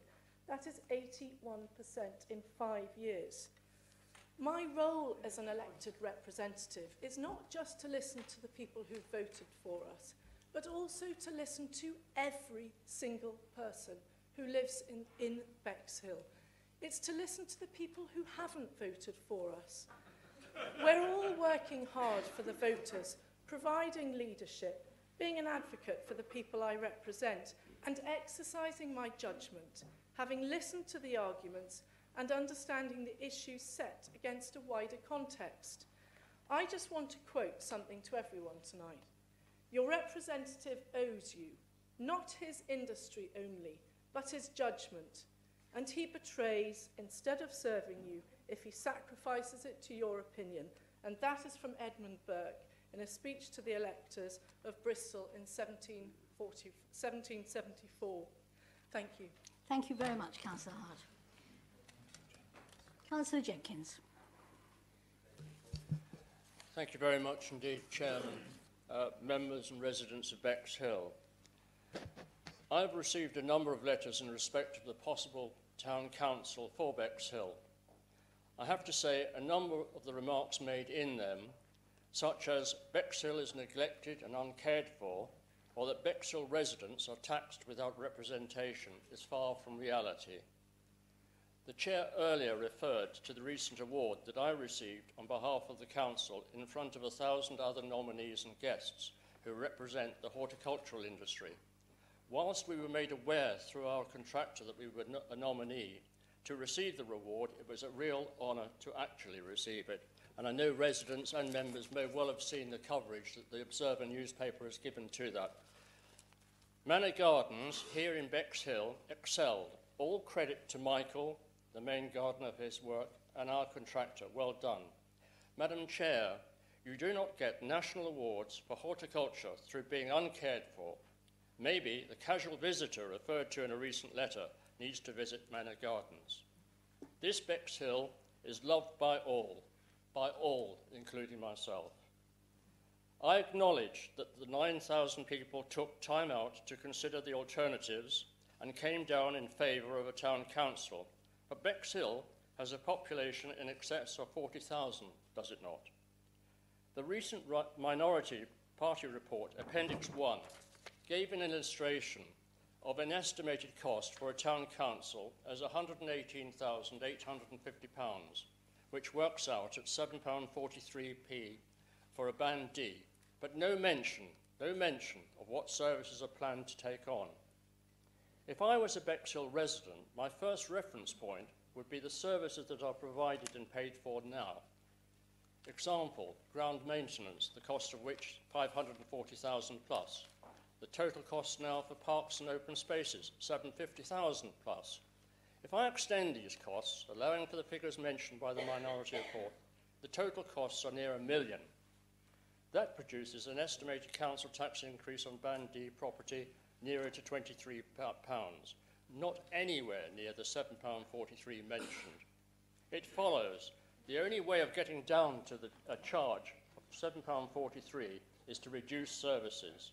So what may they be? Surely I need to have some clue. It may be that the open-ended situation that many Bexhill residents did not voice their preference. At least it's a suggestion. It may have something to do with it. As a Bexhill resident, my view would be to want to know what I would be getting for an additional level of governance. Why should I accept less? Or accept, as reality, suggested charges which do not reflect reality? I note that in the responses of some stakeholders, including the police, who comment on how different Little Common is from Sidley. And as a rural member who attends parish councils, that sentiment comes through and is why parish councils work so well. That said, I would still want to know what the actual services they could provide and costs, etc. With these particular points and having considered the options, I'm minded to abstain on all the suggestions, Chairman. Thank you very much, Councillor Jenkins. Councillor Elford. Thank you, Madam Chairman. I'd just like to start off by saying thank you to the officers. I was on the governance steering group, and thank them very much for their hard work. It was an excellent steering group. I'd also like to acknowledge the efforts of the members of the public, and thank so many people for taking part.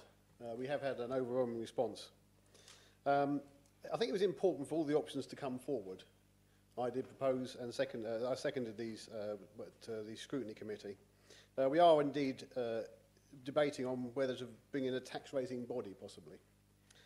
I've attended many events during the summer, and I've met most of the people in the public gallery tonight, and I've met many members of the public over that time, and spoken to many people and had lots of different varying views.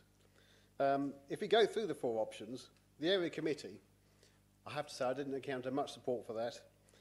I think originally the petition was signed for the area committee, and I think there was possibly an idea back then, but I think times have changed, and it's become quite aware that they would have no tax raising powers, and it would only rely on what money could come from this council to support them, and that would be very small. I think that has to be chucked out straight away. There's been talk of parishes. I can acknowledge that there are some benefits to that. It needs a lot more investigation. I think everyone in Bexhill living here sees himself as a Bexhill person, although there are distinct communities within Bexhill. But I think looking at it without further investigation, I think it would be too divisive, personally, from people I have spoken to. On the no change option, I have to say, I think the council has done a very good job over the last few years, especially under great financial pressures. If we look at the last 5-6 years for tourism in the town, it has grown unbelievably. There's been some excellent work gone on. And if you look at the investment now coming in from local businessmen and local business people, pouring money into the town itself, that comes straight off the back of that. But I think we do have to acknowledge that there are great financial pressures on the council, not just this council, but on East Sussex County Council. And say you move to a town council, I'm sure there are many services that Rother and East Sussex would love to hand over to a town council. And I think that there is some advantage to this, especially around tourism. And I see tourism as the biggest driver of regeneration in Bexhill. We must make sure we keep that up. I also think that we need to look at the public realm in the areas, and I think a town council will be excellent in these ideas. There's obviously many disadvantages. There is a cost always to whatever we do. But I think we do have to acknowledge the amount of people who've taken part in this process.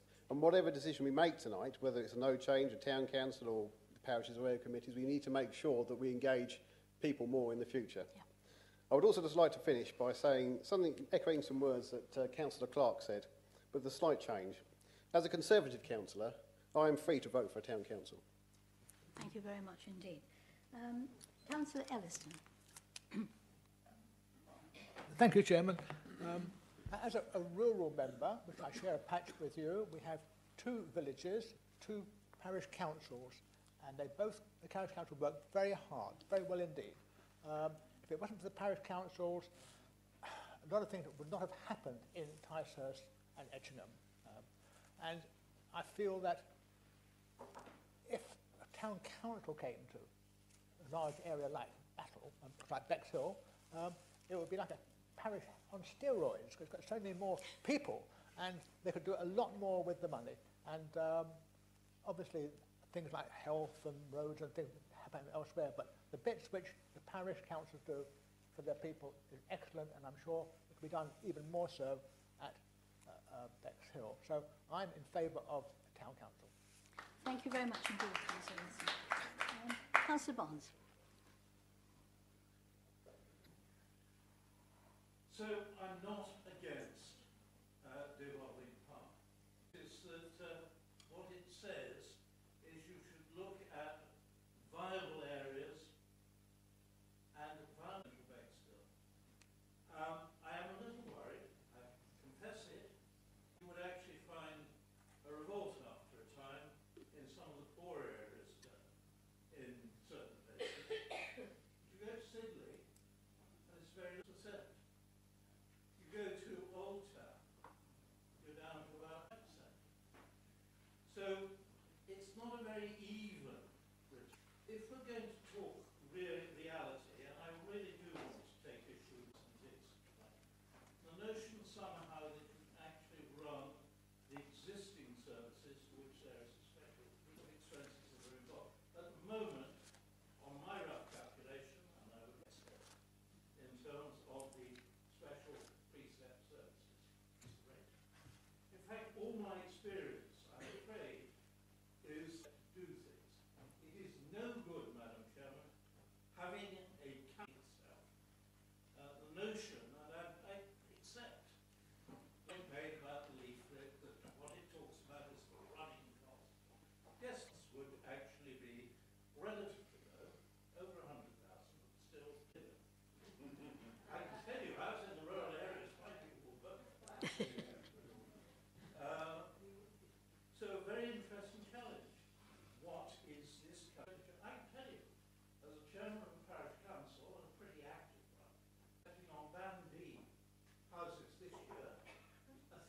figures are talking about.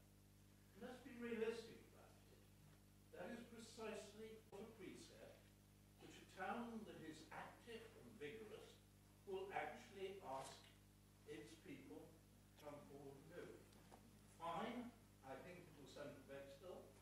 Probably not in the very centre of Bexhill, which is one of the poorest areas in East Sussex, but then probably very few bandit pockets there. But I'm worried, though, more about Brexit at this moment, to a working body that's looking at options. We're about, let me tell you, they did not have in front of them, one proposal worked out in detail with what the likely be Brexit. A majority voted for Brexit, but nobody knows what Brexit actually means. Half the government differs from the other half, the opposition is split. Nobody has actually defined what Brexit means. Nobody has actually defined what people are going to vote for here. I personally was more persuaded by the notion of parity, perpetuity. You cannot actually simply take action on opinion. I think if you're going to go for it, you need at least a mandate, preferably, I think, a well-organised referendum with a well-organised presentation of what the option is. If somebody cares, in fact, to push that this becomes an issue at the next that. So you may have to go to a referendum eventually. But tonight is to it. Thank you. Councillor Field.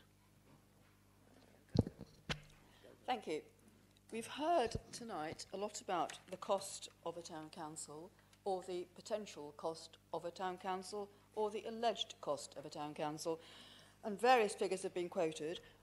I really believe that we won't know what the cost of a town council will be until council laws have been elected, set their agenda and set their budget. So what we should be talking about... Sorry, please don't look at that paper because it's actually wrong for a member of the public to pass papers around. Councillor Clark, please do not look. Please turn that paper over. Quite. Right. Could you continue, Councillor Field? Yes. Thank you. I wasn't aware that was a rule. This is not a... Well, anyway. But I can think for myself anyway. Thank you. What we should be talking about is the principle of a town council and why Bexhill residents should not have what rural members have the privilege of having, which is a very local tier of government to decide very local matters of their own interest. Now, we've heard a lot as well about why the consultation isn't valid. There was a 25.8% turnout for the consultation.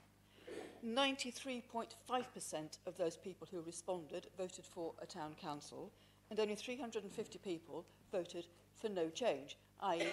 they're very satisfied with what is happening at the moment. Now, all the time we don't have compulsory voting in this country.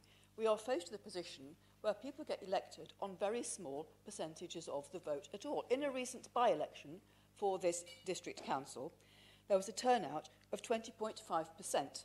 The elected member got 43.5% of those votes, which equated to 8.9% of the total electorate in that ward.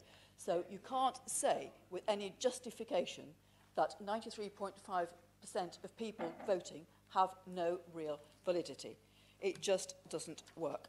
Now, I've heard a lot from people in this chamber tonight about Battle, from people who don't live in Battle. I live in Battle, and Councillor Dixon lives in Battle. Battle has, as every community does, poorer sections and richer sections. Battle actually has wards. It has different communities of interest. It is warded into four wards, as indeed is one of my smaller parish councils. And believe me, those councillors are very able to take decisions on behalf of the whole town or both villages without any problem at all. So the fact that Bexhill is a mixed community is irrelevant. The principle is, do they need local representation? And I think they do. We've also heard a lot about Battle putting its precept up. Battle puts its precept up, as indeed any town or parish council does, to pay for work done for the residents by that council. Yes, there were a few mutterings, but there hasn't been revolution on the streets about Battle putting its precept up. People more likely to say, isn't the town well cared for? We like it here. Doesn't the town council do a good job?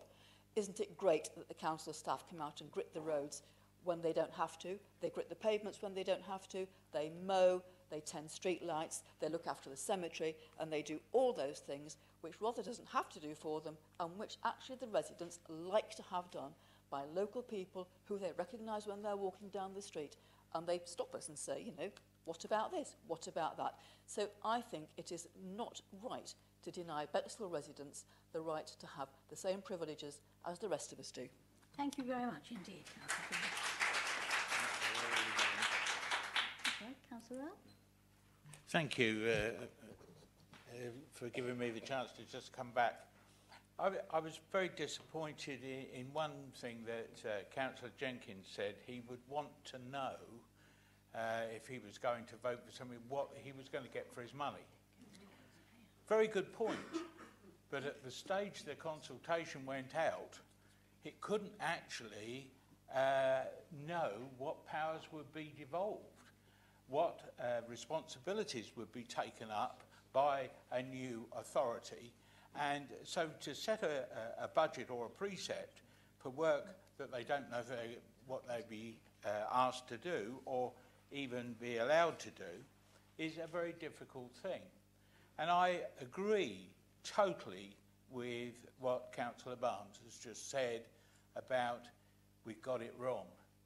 We should have laid out a very clear question and had that referendum. It would have saved an awful lot of bad feeling, bad, well, not consultation, bad comment, unconstituted comment in many, many cases where people were ill-informed or misinformed. So, you know, it became divisive. And I think it's a sad situation. We're a small authority as Rother in a small part of a small county. The villages and parishes enjoy the option of having a say over what happens within their communities. And all that we're asking for in Bexhill is the same opportunity. If the precept was wrong, or the comments or the promises that were made were not kept, then the public would have every right and reason to get rid of those who made those promises and expectations. But we didn't fall out, we were not divisive when Bexhill was a borough on its own. Sidley was still the poorer area to Little Common. Yeah. Pebsham didn't exist to the size it is now. The size of our community is growing at an alarming rate. I'd be the last one who would want to divide that and make that unworkable. But please, please give us the opportunity to have that self-determination and to do it as well as we can. It can only benefit the whole of Rother. Thank you. Thank you very much. Councillor Poacher. Councillor Poacher, did you wish to speak? Thank you, that's very kind. And thank you to Councillor for mentioning the fact that we really did this a bit on a shoestring. And in fact, there was a point after the first consultation that Rother didn't want to spend any more money except some postcards on consulting. And we could have gone to, other areas have gone to full-blown referendum. We decided not to do it that way. So I think the arguments about principle are what we're left with, really. As Councillor has said, we cannot tell what the budget will be. And even if they decided to have millions, it's up to the people of Bexhill to vote them in or vote them out. They will have control over that. What we've got on the table we can't change, so I didn't know that that your recommendation of four parish councils was something that was hijacked. I think you recommended, Councillor Barnes, 4 parish councils. Well, that's what's on the table. And the point that was made earlier by the question from Mrs. Smith was that actually we've talked about the manor gardens and how wonderful they are and aren't we pleased about them, but actually that would be in a different parish from the other side of the road. Because the way that the lines are drawn for county divisions, thank you, for county divisions, go down the middle of roads. And the basic fundamental part of a governance review is the communities have to be at the heart of it, because this rests on 3 different aspects. The first one is finance, and we've heard tonight how actually they'll be able to raise a precept, do those jobs that perhaps can't be done, can't afford to be done, and actually that the only way, this is the only way to change Rother District Council's net spend, the only way to reduce its net spend is to devolve to other bodies.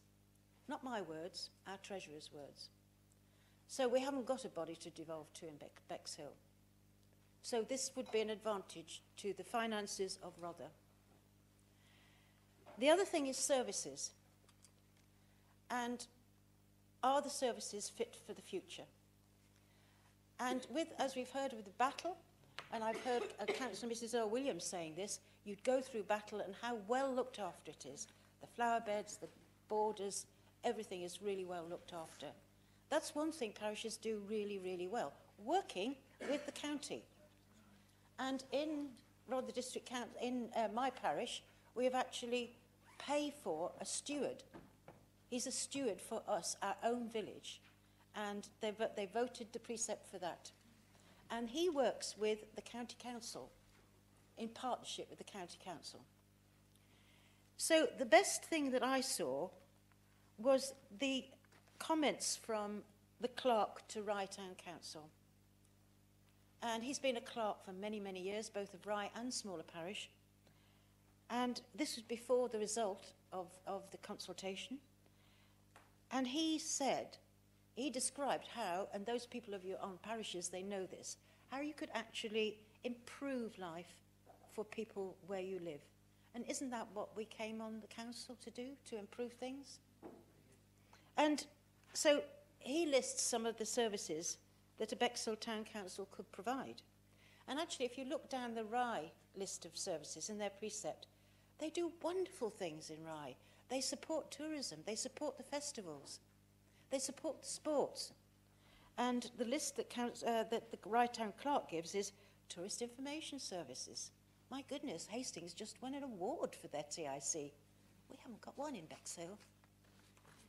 Street furniture, social housing, and nobody's mentioned the SIL money, Community Infrastructure Levy. If you have a town council here, 15% of that levy will go to the town council. So they will have a budget. Town stewards, I've mentioned. A youth council. Rye Town Council actually puts money into youth work. The town crier, that's another suggestion. Joint highways improvements, business and employment support. So you can do a huge range of things as a town council. I really enjoyed the letter that was from Mr. Rhodes. Mr. Rhodes wrote to all of us, I think. And Mr. Rhodes has been coming to our meetings. I don't know if he's here, but I don't know him. But he wrote a very good letter. And he said that listening to our debate, and this was from, he said he'd been a lifelong Conservative voter and didn't want to change being a Conservative voter, but he did say at the end, who knows? And he said, I've yet, quote, I've yet to hear a persuasive argument that would justify going against national policy. And this is the debate that he'd been listening to. I can't see an argument to vote for anything except the town council. I think the 4 parish council is actually should not even be considered, because it doesn't, I think it would be legally challenged if we vote for that one, because it doesn't consider community at the heart of it. The area committees, as Councillor Elford has already said, the area committee, it's changed. It's a different animal from the one the late Mr. Lee voted for. Because area committees across the country have budgets, have dedicated officers. And we would need an area committee for, 2 area committees for the rural areas as well. So expensive. And not very powerful, because the executive of this council said, you can't have any powers. No executive power. So what's the point of it? The result of the consultation was very, very clearly, and you can't tell 9,000 plus people they didn't know what they were doing, they didn't understand, they didn't know what they were talking about. You cannot ignore it. And I think time is the big issue. The big issue, are you going to listen to the people in the consultation or not? Thank you very much. Councillor Gillian Johnson.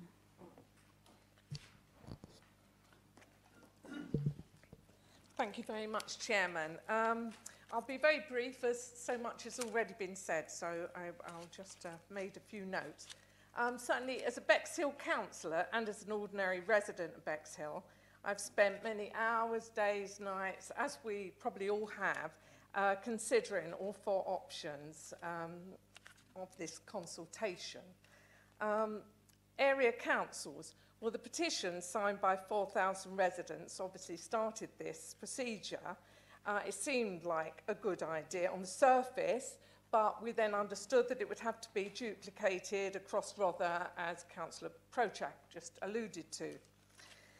I did initially consider that the options of 4 parish councils was going to be the best solution, but looking at it very carefully, as it was based on county areas, this did indeed seem to split communities within Bexhill, especially in my ward of Old Town, as Diane Smith said very clearly in her earlier question. It would also prove very expensive. I think on the surface it might seem strange that Bexhill's got no town council, and if the clock was wound back to 1974, we might perhaps arrange things differently. However, that was 43 years ago, and Rother and life has moved on.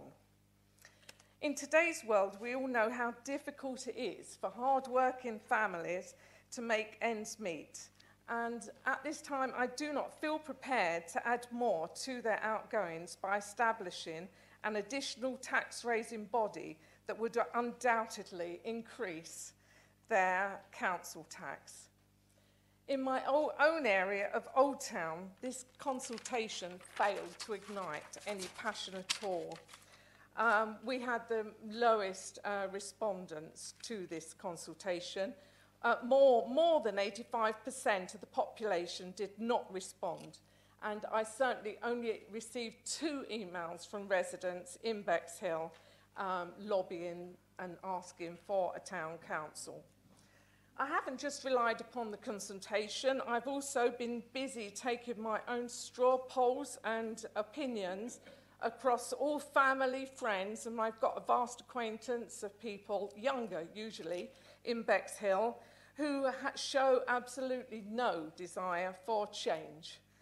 Rother does an excellent job for Bexhill, has already been stated by several councillors. We've got a really innovative seafront. We've got an award-winning Edgerton Park. We've got many exciting revamped playgrounds. We have the funding of 300,000 for Sidley, BMX, the Mugger and Skate Park that we just heard about. We have 27,500 for Bexhill Town Council Steering Group, who does excellent work, and we'll use that on tourism for Bexhill. Plus, we are working towards, most importantly, a new leisure centre for Bexhill. My conclusions are that I cannot find a persuasive reason to take more money than is absolutely necessary from our Bexhill residents. This is an extremely difficult decision, but I will support no change. Thank you very much indeed, Councillor Johnson. Councillor Hart. Thank you, Chair. I just wanted to take up a couple of points that have been raised here. Something was mentioned about the number of town councillors for Battle. And as I understand it, the Town Council for Bexhill, the number of councillors proposed is 18, and we already have 18 district councillors for Bexhill. So I'm trying to see where the democratic deficit is there. So if someone can explain that to me, please do. When you're looking at the process, and people are talking about the fact that we didn't leaflet people, then you have to look at the fact that there were 900 responses at the first stage, and that was after there was a collection of 4,000 signatures for the area committee petition. And it was because we didn't want to unduly spend taxpayers' money. It was going to be £14,000. It's true, actually. Actually, this is something we really do care about, is keeping the money, the payment that taxpayers have to make down. It was £14,000 to deliver to deliver to every single home in Bexhill. And this is why we pursued the second stage in the consultation the way we did, reaching out to people. I, as a Rother member, went out and stood at Sainsbury's and other places, because to me it's very important that people were given the opportunity to have the information. And the information, the reason why we couldn't persuade people is because we were advised as a council not to campaign on this. It's a consultation. And the reason why you have so many people that came from the Democracy for Bexhill is because the leaflet that they sent out had said they'd looked at all the information and had made the decision for everyone in Bexhill that Democracy for Bexhill, a non-political group of Bexhill residents, has researched all the options and recommends you to vote for a town council. We, as a council, were advised not to campaign, and that is why there is the situation you have now. It was a consultation, not an election, not a referendum. Please, will you not interrupt? One more point, just to pick it up on Battle, is that when the Public Realm Working Group was out evidence gathering to develop our new Public Realm strategy, which is for every single village and town in Bexhill, in the district, we were actually quite shocked at the state of the public realm in Battle, and that has been highlighted, and you can look at that on the Public Realm report. Thank you. Thank you very much. Councillor Kirby-Green.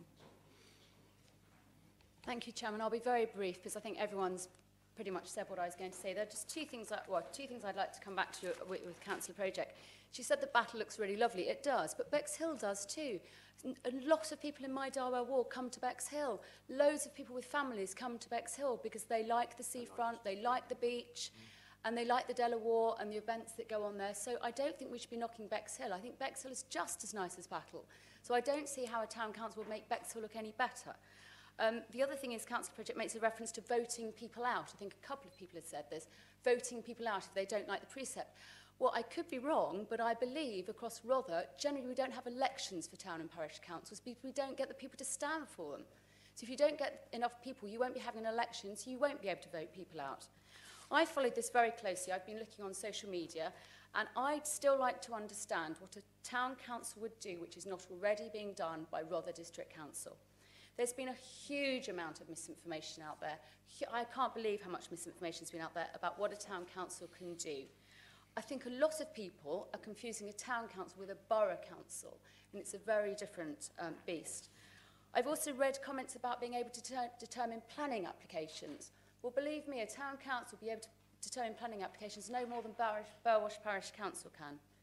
As Councillor Hoddard said, there are already numerous bodies in Bexhill which carry out important roles, and I don't feel that I'd be doing the 36,000 residents of Bexhill any favours by adding another layer of bureaucratic tax-raising power. So I'll be voting for no change. Councillor Osborne. Thank you, Chairman. Just for reference, I'm the idiot who chaired the scrutiny committee meeting for some 90 minutes, and the D4B group put a 10-second clip on there, and I was demeaned as an idiot, which is somewhat sort of depressing because I assume that would have been sanctioned by a member behind me who's also a member of this council. So I find that unnecessary, if you like. Now, I've been a member of this council on and off since 1999. I've been a mayor, chairman in Rye. I'm currently a parish councillor in Playden, where I now live, a whole 500 yards outside of Rye. I attend 40-odd, at least 40-odd parish council meetings a year. So I know about parish councils. And the annoying thing to me is I am supportive of a town council in Bexhill. I don't have a problem in Bexhill having a town council. So I just wonder, why do you think I'm an idiot? You know, why is that? You don't know me. Some chap puts on your Facebook page and your Twitter, who is this idiot? Well, he's here. He's standing here, talking, supporting the town council for Bexhill. And I don't know who this bloke is. And he doesn't know who I am. So, you know, you've done your bestest to sort of change my view, if you like, but it's not going to work, because I will be voting for a town council for Bexhill, because I believe that if Bexhill want a town council, have a town council. It's not going to cost me anything. I live 20 miles away. So if that's what they want, have it. And if they want to have the sort of democratic deficits as they see it and fill it, fine. No problem at all. So if you want it, have it. And I will support and vote in favour of a Bexhill Town Council. But please, don't make me out to be an idiot. Thank you.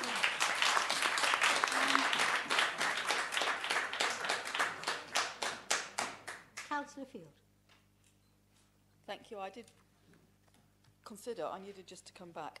In my 25 years as an elected representative, I can assure Councillor Kirby Green and anybody else that if there is an issue in a community, there is an election, and it's a hotly contested election. So they do happen.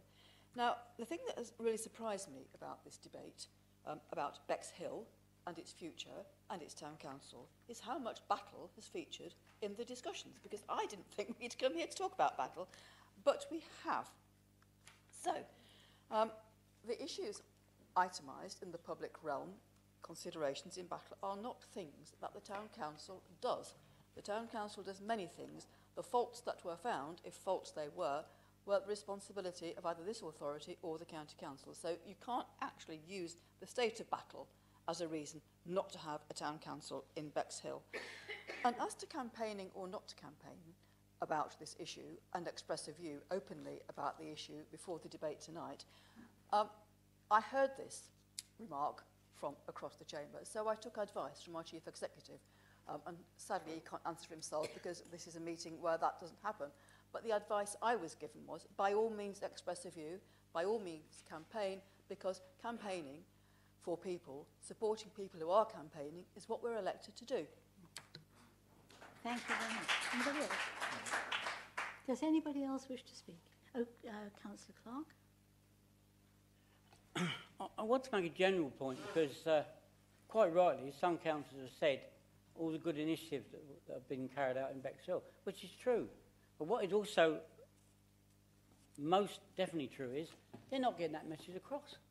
Because if that is the case, why is it that option one, no change, didn't get a huge vote?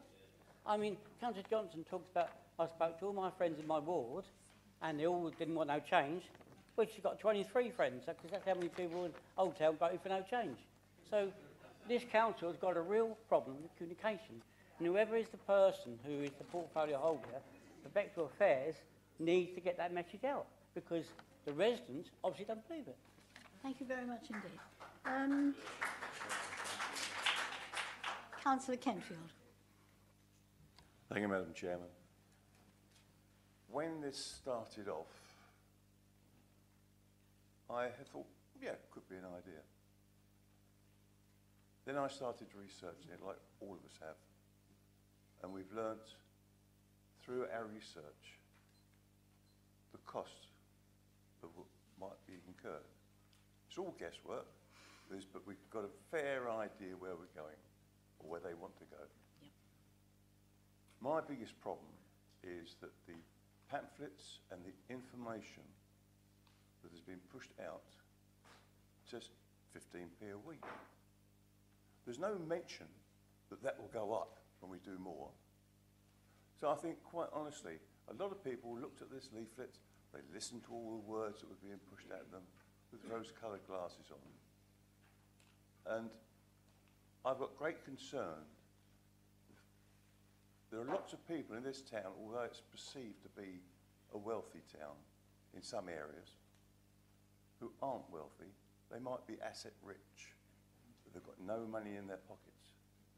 And it'd be surprising if we're allowed to, which we aren't, to publish how many people on housing benefit in some areas. You'll be horrified. Now, I think it's totally wrong for people to go around the streets pushing leaflets in people's noses and say, sign here. And I've had this come back to me and people felt, I won't say abused, but they felt very uncomfortable. And some of the attitudes that were performed were very distasteful. I shall be voting for no change. Thank you. Councillor Oliver. Thank you, Madam Chairman. I think this is a wonderful opportunity for working together to bring the community of Bexhill totally behind where Rother aspirations for the future are. I listened to the Secretary of State's address to the NOUT conference, and you talk about localism. Let's embrace localism. Don't let's work against each other. Let's forget about any party political issues that are there. Let's look at embrace localism for the benefit of Bexhill. And I think there's been some excellent debate this evening. I'm encouraged by it. I think there's some misunderstanding still with regarding some of the numbers, the cost of administration and the cost of a precept. But if the people of Bexhill determine what facilities they want to provide, then providing they're provided, I'm sure they will pay for them. But we have to be reasonable about this. There will be a term of office to work alongside the district council. So this is a wonderful opportunity to take forward. Restructuring of district and borough councils is on the agenda. It is happening. Who will then pick up the tea and toilet issues that aren't being covered by the unitary authorities as and when they come along? Let's work together. Let this be an opportunity to represent the people of Bexhill who overwhelmingly responded to this.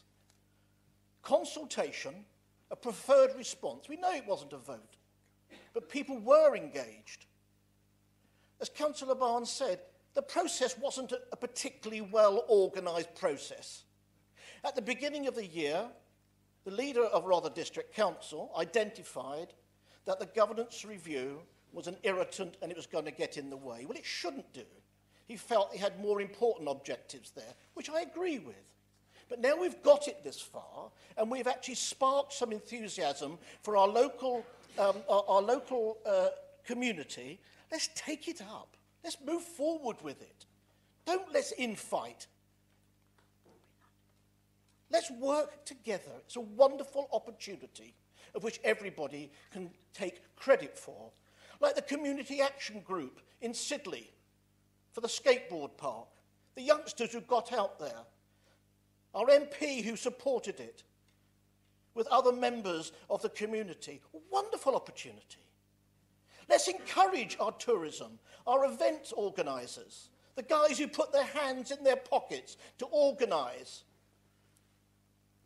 the Roaring Twenties and the Seaside, the Sea Festival.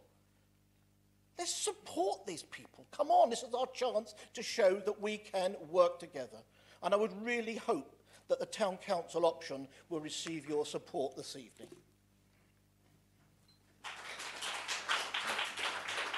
Councillor Essex. Thank you, Madam Chairman. It's been a lovely debate tonight.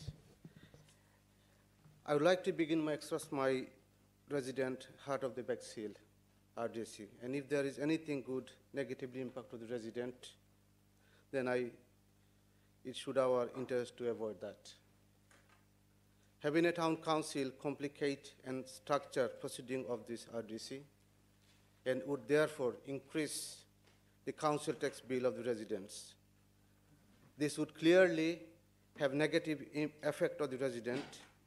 The setting up and running cost local town council would mean as access to expenditure for our local resident.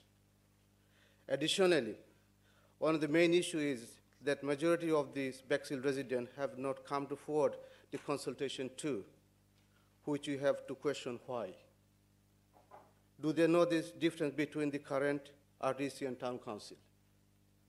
Or they're happy to current with the current proceeding of the RDC? And I'm completely against to this town council. Councillor Kenwood. Thank you very much, Madam Chairman. I have to say, when I first started going out and speaking to my residents, they thought the idea of town council was a wonderful idea. Until I mentioned that they'd have to pay for it. It wasn't something that came free. And they soon changed their mind. We get our small income, my residents get their small income, and before they receive it, no matter where it's coming from, the government's taken a big lump out of it. The government pass a lump of that over to Europe. Once they've got it, the county council decide they want a big chunk, followed by the fire authority, followed by the police authority, followed by the other district council. If they want to watch television, they're taxed.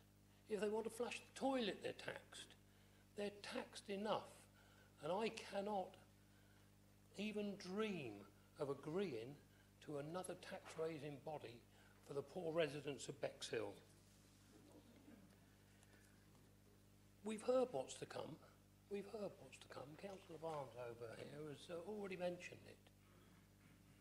He'd love to get rid of the Delaware Pavilion.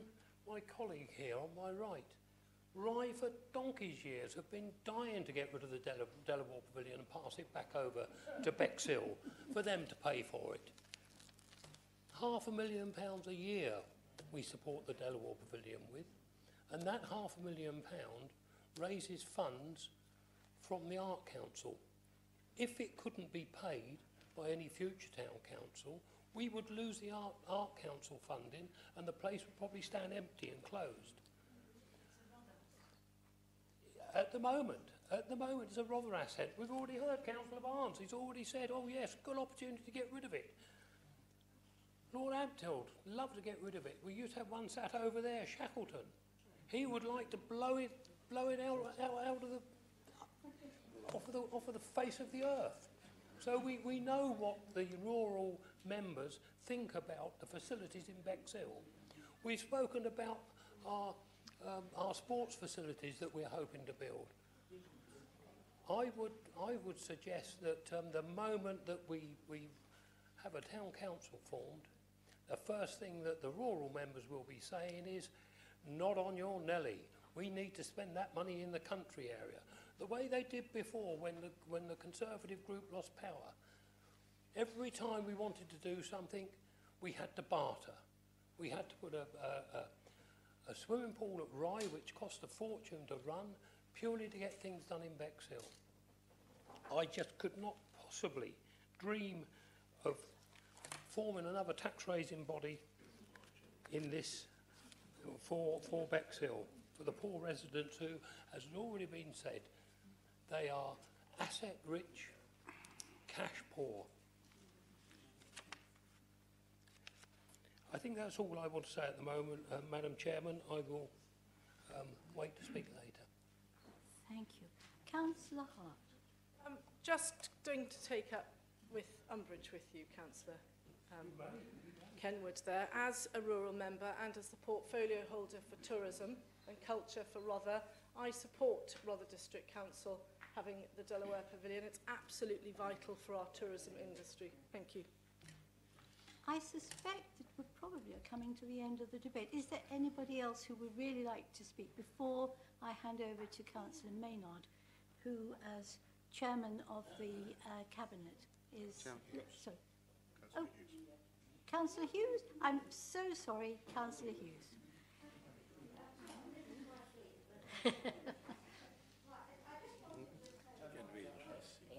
About the fact that we all say about the deprived areas. The area I represent, Madam Chairman, is extremely deprived. I have been to all the consultations that we stood on the streets for, other than the leisure centre, because unfortunately I can't walk that far. So everyone I went to, if you talk to people, just ad lib, not about anything particular, they don't want any change. They really think, oh, it's sometimes it is. It's okay, that's fine. Now, quite honestly, without any question, I'm not going to go on to it too long, but I have had some real aggressive people with me, and I've really sometimes been quite frightened, because in fact, one of my residents came to me and said he was more or less bullied into filling in the form on the front. And he came to me and said, what can I do? I said, you feel filled in, now that's it. And I felt that in the circumstances, this has been done in a very aggressive manner. Now, as far as I'm concerned, when I started this, I was ambivalent. I mean, I can remember the Borough Council. I was here that long ago. And frankly, you're not going to go backwards. You can't go back to the Borough Council. And frankly, I think a town council would cost us money. And my ward, my deprived ward, which I know about, cannot afford it. Councillor Watson has indicated he'd like to speak. I really think possibly we are drawing this one to a conclusion. So after Councillor Watson, I shall ask Councillor Maynard. Okay. Right. Thank you, Madam Chairman. I think I am a councillor in a deprived ward. Now, I really mean a deprived ward. There's a lot of families that really, really struggle. To ask them to pay more money is a sin, frankly. To raise more money, there's enough money which they do pay. Yes, they get a certain amount of relief on doing that, which is quite true. But they're still paying 20%. And you don't have much money, you don't have enough money to actually send your children to school. Schools have to provide breakfasts, and also in my ward, they even provide breakfasts for the parents that bring them. So there's no way that I could actually personally support anything that is going to cost my residents more than what it is now, Chairman. And I will definitely not be, I shall probably be abstaining. Thank you. Thank you very much indeed, Councillor Watson. Councillor Maynard. Thank you very much indeed, Madam Chairman, and can I thank all the members that have contributed to the debate tonight, which has been a long and interesting debate. And hey-ho, there is no whip on this side of the chamber. And let's be absolutely clear about that and dispel the biggest bit of misinformation that I've ever had the misfortune to see all over social media, and indeed spread by some of the members of the opposition in this particular chamber, and indeed by the Labour Party, who are particularly active in Bexhill at the moment, that in fact each individual member has the opportunity to vote as they see fit. Not quite the case in the Stalinist Labour Party, is it, Madam Chairman? But let's be absolutely clear that I want to thank very, very much the senior officer team in this authority for the way that they have gone about administering the governance review, specifically to the Democratic Services team, who have carried out an enormous amount of work on behalf of the members of this council and indeed the public at large. I also want to start by also thanking those that, as members, took part in the governance steering group. I want to particularly thank the chairman of that steering group, who isn't a councillor, Robin Patton, for the way that they did their business in terms of taking the matter forward. And I think that the interface of with members of the public that most of the members of this council has undertaken has been over and above what one would normally expect to see from councillors, has already been alluded to. I think it's quite right and proper, Madam Chairman, that all four options were considered by members tonight. I think, frankly, it's been quite tawdry for some of the members of the opposition to suggest there is only one option. I have my blinkers on, I'm not listening to any other option, and that the only option is a town council for Bexhill. That clearly isn't the case, and it's clearly right that all four options that have been consulted on should be debated by councillors. Even as it's been alluded to, that so few people supported an area committee or indeed the parishing of Bexhill. And I want to also refer to the ability, and I would like, Madam Chairman, to be able to speak without being interrupted by members of the public. So I would just, if you will indulge me, as everybody else has been allowed to speak, it would be nice for me to get through this speech without interruption. Shall I wait? Thank you. I think also the ability of members to participate in the debate has been a rather awkward matter, especially for those Conservative members of the group who have been continually barraged by members of D4B and indeed the Labour Party on social media that as you are making the decision, you shall not say which way you want to vote. But the reality of the fact is, Madam Chairman, that I know that members on this side of the chamber have been very careful to consider all of the options in front of them and are very keen not to avoid the kind of predetermination that most of the members of the opposition have clearly veered into. I think that some of the methods of D4B during this campaign have been particularly tawdry. I have received not one, but I can tell you now dozens of complaints by email and telephone call of the methods in which people have been asked to fill in these forms, and it is frankly a matter that some of those people should be ashamed of. I'm not for a moment going to criticise those that have gone out and engaged with members of the public, engaged in a proper debate about whether or not a particular option should be put forward. But I think it is pretty tawdry to start talking to people in doctors' queues when they're waiting for their flu jab. I think it's pretty appalling to harass young mothers waiting for their children outside schools in the fact of filling in this particular form. And I had one young lady on the telephone to me in tears over the way that the gentleman in question had actually pushed the card into her window of her car as she was pulling away outside the school, and she felt quite threatened. That is not the way, ladies and gentlemen, to engage with the public at large. It's not an exaggeration. Please, will you be quiet and listen to the debate? Everybody else has been allowed an opportunity to speak, and it's called a democracy. That's why we are councillors representing members of the public, and that's why we're allowed the ability to speak. Furthermore, there's been an awful lot of misinformation, Madam Chairman, peddled on this particular consultation process, particularly by members of the Labour Party, I might add. There has been the suggestion that actually we're actually talking about a borough council. I know that members of the public have been told, if you vote for a town council, you can get rid of Nasty Rother. Well, that's clearly not the case. We've also been told that you can only have a neighbourhood plan if you have a town council. But that's also not the case. You can have a neighbourhood plan for the whole of Bexhill. You can have a neighbourhood plan for a part of Bexhill without the need for a town council. So let's dispel that particular myth. But of course, if we'd have had a town council, you wouldn't have those seafront shelters, all that work that was done on the seafront. Also not true. I will have no alternative but to clear the chamber unless there's absolute silence for the rest of this debate. You wouldn't have had that unpopular seafront if you'd have had a town council. Also not true. We'd also have the role of planning, as Councillor Mrs Kirby-Green has also referred to. A town council would have a role on planning, that's absolutely right. They would have a role as a consultee just like any other parish or town council. But they would not determine planning applications. That is factually incorrect, once again. I think that there's been an awful lot of information that's been out there in the public domain during this process that has been factually incorrect. I know it's the fact because I've been engaged on social media, and the gentleman upstairs knows that I've been engaged on social media because on a daily basis I've had to dispel the misinformation that's out there in the public domain. Now, some of it is innocent, but I can tell you now, most of it wasn't.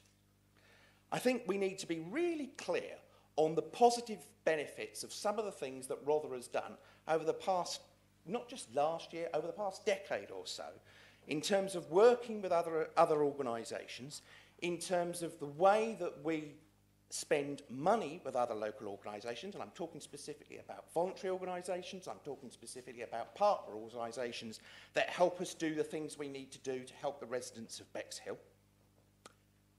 the reality is that things like the Citizens Advice Bureau, I don't think that many members of the public actually know as to the level of funding that we put into the Citizens Advice Bureau, or the fact we have a service level agreement to make sure that they do the good that they do within the community on behalf of us.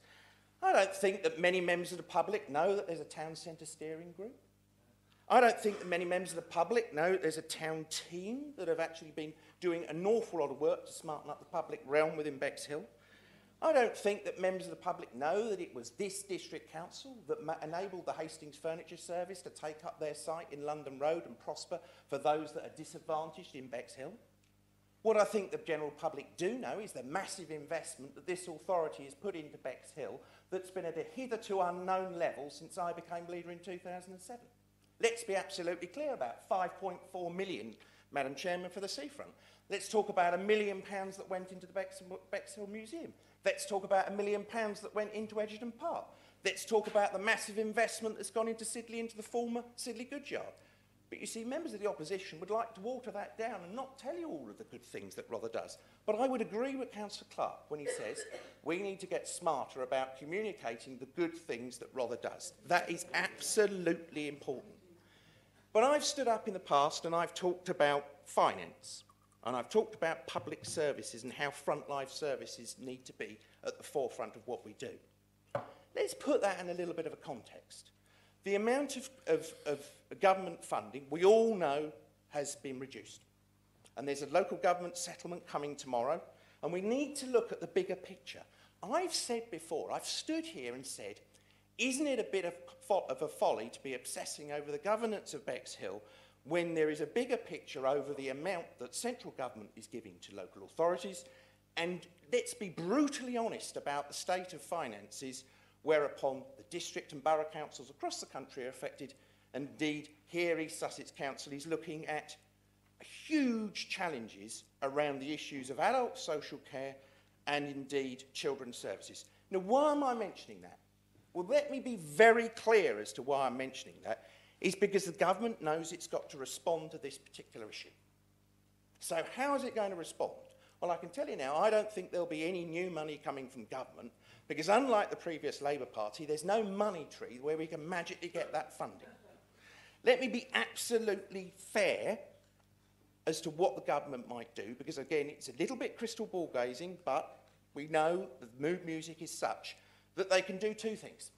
They can either lift the cap or they can abolish the cap. And let's be honest about the likely levels of increase that could come. We're not talking about 1 or 2%. To redress the balance in adult social care and children's services, we could be looking at huge council tax increases. Not minuscule ones, huge ones, year on year, to redress the lack of money in local government. So that's why I really want to take us down to a very basic level about looking at funding. Now, if I went out to a resident in Bexhill, and I didn't ask them about whether they wanted a town council or not, but I said, look, we can spend this much on making sure that this adult social care is funded, or you can spend the money on governance in Bexhill. It's surely a no-brainer as to where we should be spending that money. We should be spending that money where frontline services are under threat. And frontline services are under threat, and that's why we shouldn't, and that's why the Conservatives have said, and I choose my words carefully, we won't waste your money on a town council. Because we won't promote a town council. Doesn't mean we're against the town council as a whole, but what it does mean is that we recognise the challenges that are there in public finances. Something that the opposition don't like to recognise. But I have to say that it's mostly to do with the Labour Party, who thankfully aren't part of this chamber this evening. I think we've also got to look, frankly, at the costs of any new body. And much has been said this evening, about the fact that we can't possibly fully cost a town council, or indeed any new body. But just look over the way in Wealdon at the level of council tax that you see there. In Crowborough, for example, similar size to Bexhill, their precepts the same size as Rother, ladies and gentlemen. That's the sort of level that it could escalate to. We've heard much from D4B about the low level of administering a town council, what it costs to set one up, but we haven't really heard much about the cost of how it could grow. So let's put that in context in terms of the comments I've made earlier. Lifting the cap, raising the cap, huge rise in council tax at county council, rises at the district or borough, rises in the police precept, and lo and behold, we've got a town council that might have a similar precept to Rother District Council. How about those people on fixed incomes in Bexhill? And there's an awful lot of them. Do you think they'll be thanking you for that? Do you think they'll be thanking you when their council tax is, say, $2,500 at a band D? It's not unlikely. Yes, it's at the higher end of where it might be, but it's not unlikely. And we need to be honest with the electorate. Cut out this nonsense that it'll cost them a few pence a week, because it won't cost them a few pence a week, because the reality is, if you're going to administer service, there is a cost to administer them. It's not just about setting up a town council and having a clerk. We need to be honest. But I think we also need to look at the record of Rother on the issue of devolvement. And that issue is hugely important as well, because we have got a record of devolvement, and you don't need a town council to devolve. We've devolved to allotment associations, not only in Bexhill, but elsewhere as well. And there are other things that you could devolve without the need of any new layer of governance. Public conveyances, parks and gardens, etc., etc. We've done it elsewhere. You could set up a community interest company. That would do most of what people that want a town council want done without the cost of an extra layer of governance. I think also there's a specific issue that's been mentioned about civic pride. And I frankly have had to laugh at some of the comments on social media about that. Specifically, again, from the Labour Party. We're going to have a little shop, and we're going to have it upstairs, their little meeting room. It'll all be good. Surely this is a little better. And I have to say, and I'm going to let credit where credit's due, the Conservative Party here has not stopped opposition members from becoming mayor or chairman of Rother District Council. We all take civic pride very seriously. And I think it denigrates each and every member of this authority for members of the public to suggest that we don't take civic pride seriously. Maybe it's because, you know, the Labour Party haven't got a member that they think that the Charter Trustees aren't particularly important. But I actually know that every single current member of this authority takes the issue of civic pride, and indeed the Charter Trustees, really seriously. So they should, because we're very proud of the history of the Bexhill Charter Trustees, and also, I have to say, we're very proud of the history of Rother District Council and the fact that the chairman of Rother District Council and indeed the mayor of Bexhill work very effectively together as civic figureheads. So much has been said about area committees. The Liberals have cleverly moved the goalposts in their own way of doing things, in that it was originally something that I know they promoted very, very deeply, and we've rehearsed this in this chamber many, many times before. But members are absolutely right, and I concur with Councillor Mrs. Projak. As things stand, we know that Bexhill would have an area committee. We know that Battle Rye and the villages would soon have one as well. All that would effectively do would be to artificially fragment Rother District Council. Wouldn't be particularly effective. The parishing issue is one that I think is a little bit more difficult to talk about effectively, because what is on the table is quite a blunt way of responding to that parishing issue, and much has been said about artificial boundaries. And I agree with Mrs. Diane Smith, the questioner earlier, who talked about natural communities, because she's absolutely right. And indeed, I've mentioned before that I thought parishing some parts of Bexhill might be a good idea. But the reality of it is that would probably be 5 or 6 parishes for Bexhill. But let's be blunt. If I went to Sidley and joined Councillor Carroll and Councillor Watson and walked around and knocked on doors, where do you come from? I bet they wouldn't say Bexhill. I bet you they'd say Sidley. If I went out with Councillor Clark and Councillor Elford in Pepsham, and I said, where do you think you come from? I think we know the answer. It wouldn't be Bexhill, it would be Pepsham. If I went out with Councillor Earl in Little Common, I suspect that that would be the same answer, because we know there are clearly defined communities in some parts of Bexhill. The unfortunate factor is that in other parts of Bexhill there are not clearly defined communities. And I think that's always been something that we've all wrestled with, because we know if you parish Sidley, that will probably work extremely well. Heart of Sidley, other community organisations, there is a real sense of community there. There's a real sense of community in Pebsham and indeed in Little Common, and again in other parts of Bexhill. But Bexhill has always struggled with its identity, and in terms of if you had some parishes that worked effectively and some didn't, I think that would be a challenge. So we then come to the issue of town council. I've referred to costs, and I've referred to asking the question properly. You know, it's a bit like saying, do you want to drive that Ferrari? Well, of course I do. Well, do you want to drive that Ferrari, but I'll charge you £1,000 to do so? You get a different answer. So it's all about asking an honest question. I think, but the other bit about town council that would concern me, and Councillor Watson did refer to it rather effectively,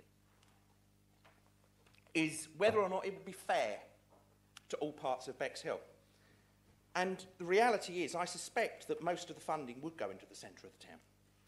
And this is where I really get confused with some of the Labour Party policy, because...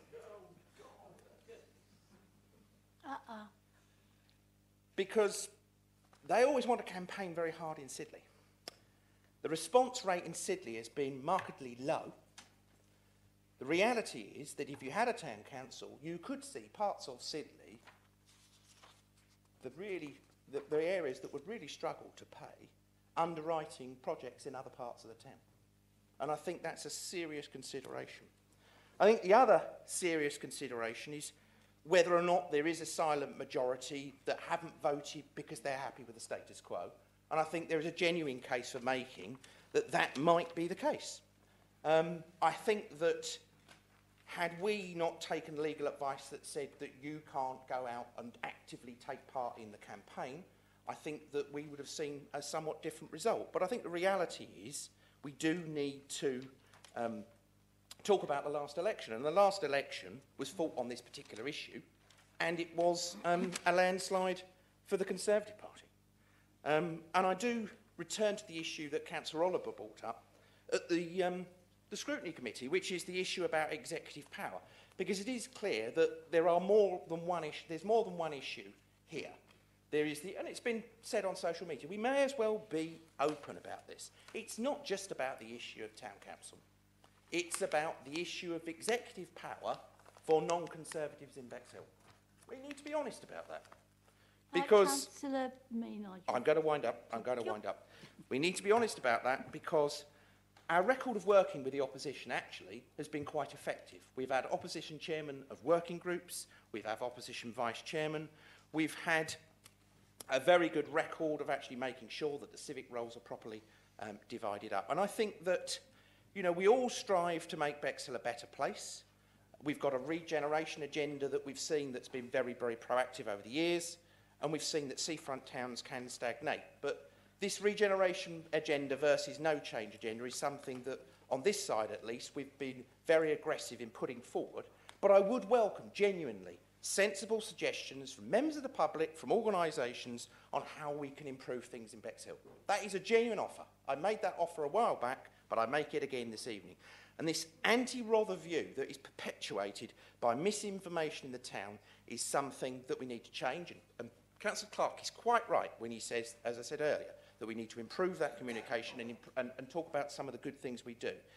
But I will look very carefully at the issue of executive power as we go forward, and I will consider whether or not it would be appropriate to bring an opposition member into the Cabinet next year, and I will do that on a trial basis, because we have got a good record of working with members of the opposition, and I think there is an opportunity there, and it goes back to the comment that Councillor Oliver made about being seen to work together, because I think there is a bit of the them and us, and it's come out a little bit more during this governance review, and I'm very keen that we all work together to make Bexhill a better place, but we also work together and continue to work together in making Rother a better place.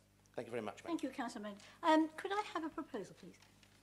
I prefer to Lord Acton. Thank you very much, Madam Chairman. May I put forward a motion calling for the creation of one parish council for the whole of Bexhill to be termed a town council? In other words, propose a vote for a town council. Have you a seconder? Thank you, Thank you, Madam Chairman. I'm happy to second that motion. Thank you very much indeed. Now, I believe we've been asked to a recorded vote. So, could we... Mr. Collins will read out the names and then will you apply appropriately, please? Thank you, Gaz. Yeah. Technology. If we're ready, councillors. Councillor Lord Ampthill. Councillor Azad. Councillor Barnes-J. Councillor Mrs Barnes M. Against. Councillor Bird. Councillor Brown. Councillor Carroll J. Councillor Carroll R. Councillor Clark. Councillor Curtis. Councillor Dixon. Councillor Earl. Councillor Earl Williams. Councillor Elford. Councillor Elliston. Councillor Field. Councillor Ganley. Councillor Hart. Councillor Hollidge. Councillor Hughes. Councillor Jenkins. Councillor Johnson G. Councillor Johnson J. Councillor Kenfield. Councillor Kenwood. Councillor Kirby Green. Councillor Maynard. Councillor Mooney. Councillor Oliver. Councillor Osborne. Councillor Potts. Councillor Prochak. Councillor Saint. Councillor Stevens. Councillor Watson.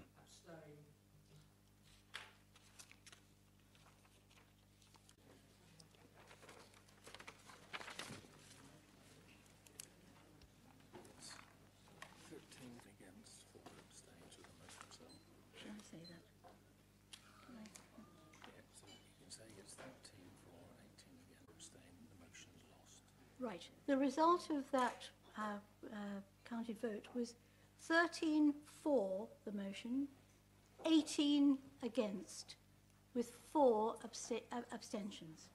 So that means that the motion is lost. Please, could I have another proposal? Thank you, Madam Chairman. I propose no change. Do you have a seconder? Thank you. Again, we're having a counted vote. Yep. A recorded vote, please. Councillors, if we're ready. Councillor Lord Ampthill. Councillor Azad. Councillor Barnes J. Councillor Barnes M. 4. Councillor Bird. Councillor Brown. Councillor Carroll J. Councillor Carroll R. Councillor Clark. Councillor Curtis. Councillor Dixon. Councillor Earl.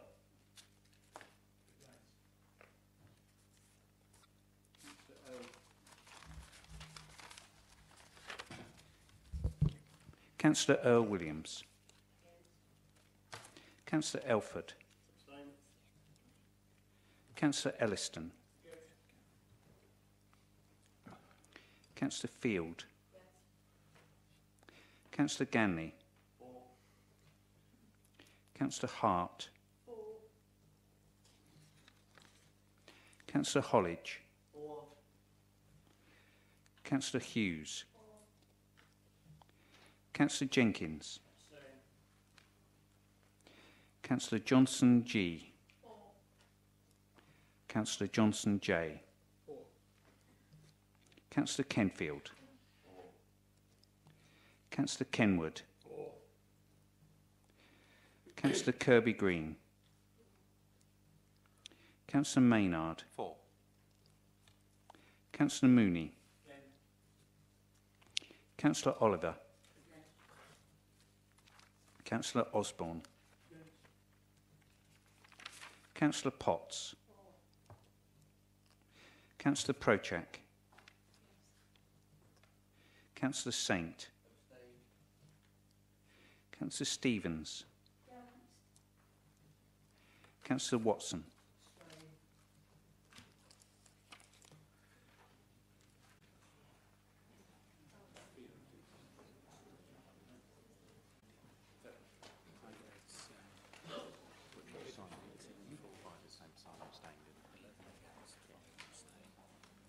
The result of the motion is that 18 for, 11 against, with 5 abstentions. The motion is carried. And that is the end of the debate. If ladies and gentlemen of the public would like to seize this opportunity to leave the chamber, please do so. We'll have a break of a couple of minutes for you to do so.